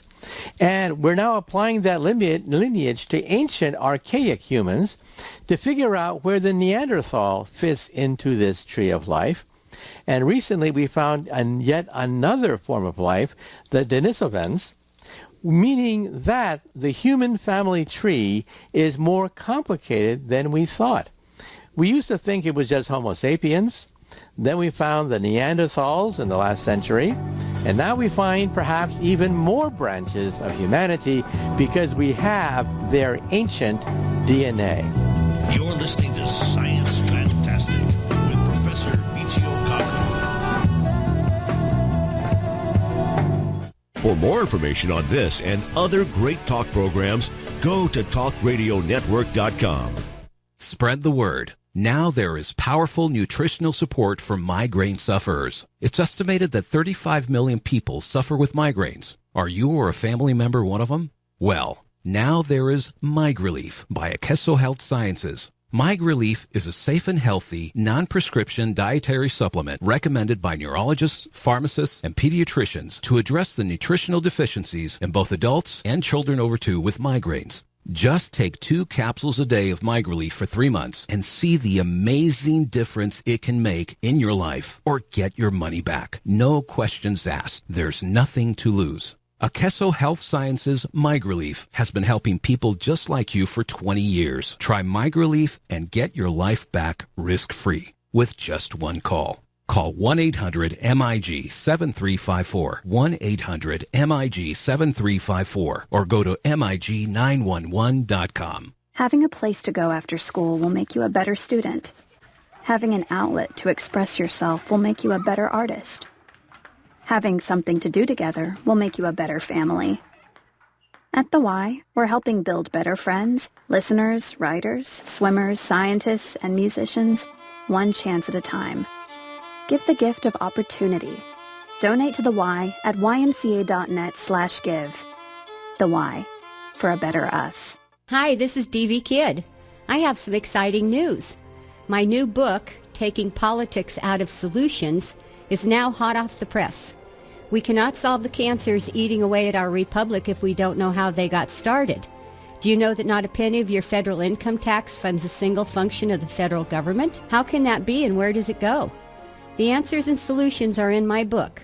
To order, go to www.newswithviews.com. You wouldn't dare build a house without a blueprint, and neither should you invest without a plan. Hi, Sam Sorbo here. My good friends at Landmark Capital specialize in tailor-made portfolios called Your Financial Blueprint. Let Landmark Capital show you how to control your retirement and safeguard your money from government seizure, protect it from an upcoming recession, and maximize your financial growth in case of inflation. Landmark Capital can show you how to put physical metals, gold and silver, into your IRA or 401k and take physical possession today. Your 401k IRA is a ticking time bomb. The government's racked up our debt to $18 trillion, and there's currently $18.2 trillion in retirement. 12 different countries have already seized their citizens' assets like bank and retirement accounts, and it can happen here any day now, according to the Federal Reserve. Get the facts. Call 855-747-5947, 855-747-5947, or find them at landmarkgold.com. Call 855-747-5947 or visit landmarkgold.com.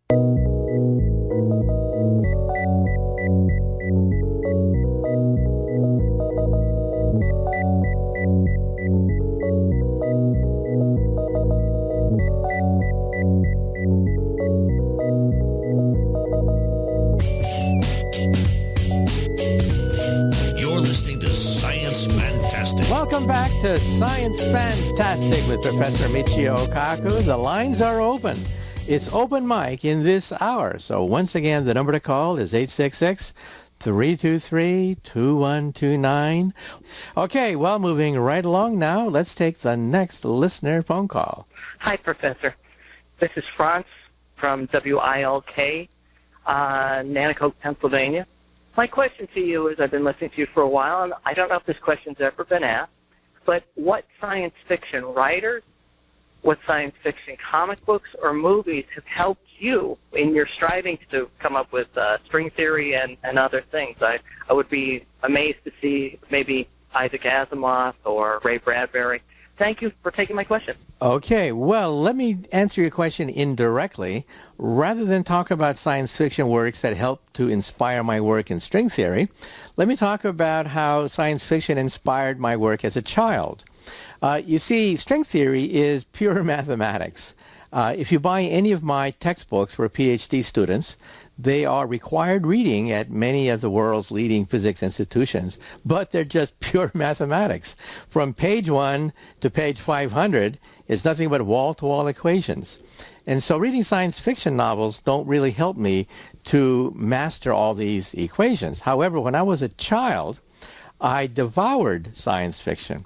In fact, when I was a child, I basically had two heroes. One was Albert Einstein, because I read about the fact that he was chasing after this theory of everything that he did not succeed in ever finding. So I said to myself, why not be part of that grand chase to find the theory of everything?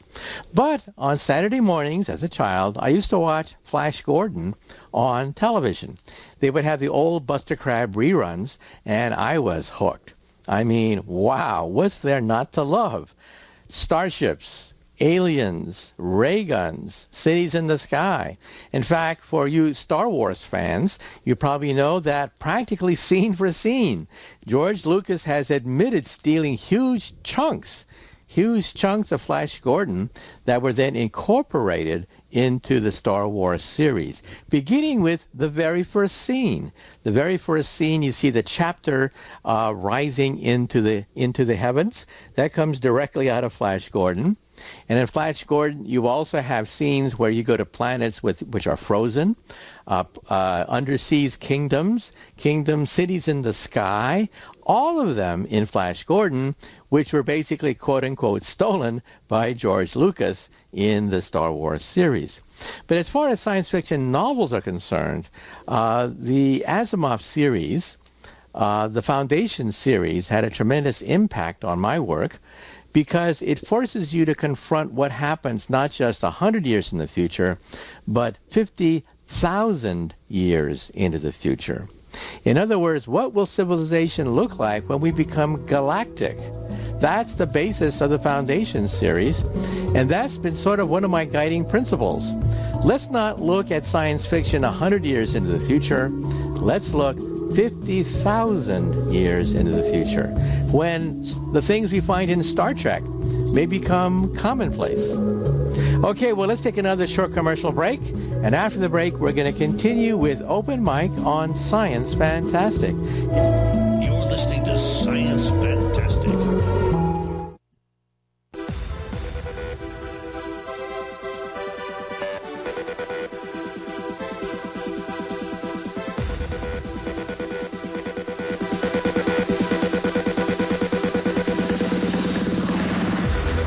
You're listening to Science Fantastic. Welcome back to Science Fantastic with Professor Michio Kaku. And let me remind you once again, go to my website. It's mkaku.org, mkaku.org. It gives you my tour schedule. And perhaps I'll be signing your copy of my latest paperback book, The Future of the Mind. Okay, well, moving right along now, let's take the next listener phone call. Professor, do you think man will ever figure out anti-gravity? Well, you ask a question that I get a lot because every time we see a science fiction movie, somewhere in that movie there is anti-gravity, starting with hoverboards. If you watch the Back to the Future series, there's Michael J. Fox whizzing along on a hoverboard. After that movie came out, Back to the Future, stores were deluged with calls asking to purchase hoverboards. Well, let me say right now, there are no hoverboards because we don't have anti-gravity.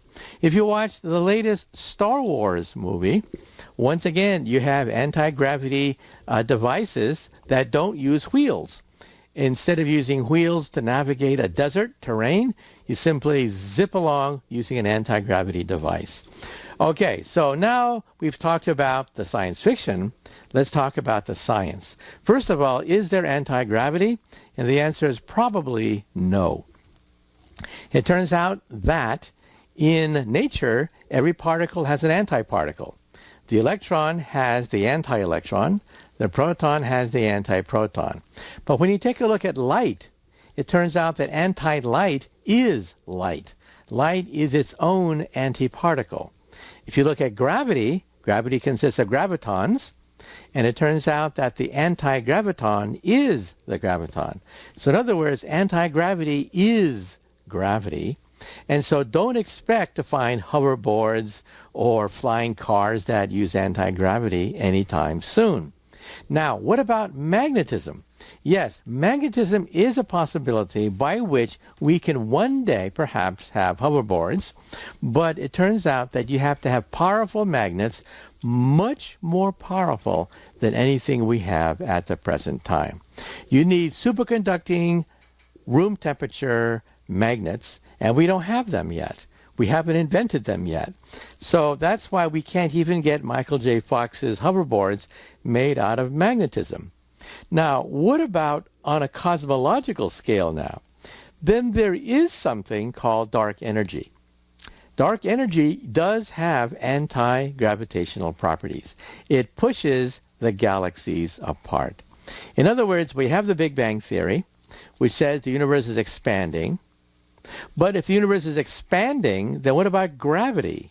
It turns out there's an anti-gravity that is stronger than gravity at these large distances, which is pushing the galaxies apart, creating the expanding universe.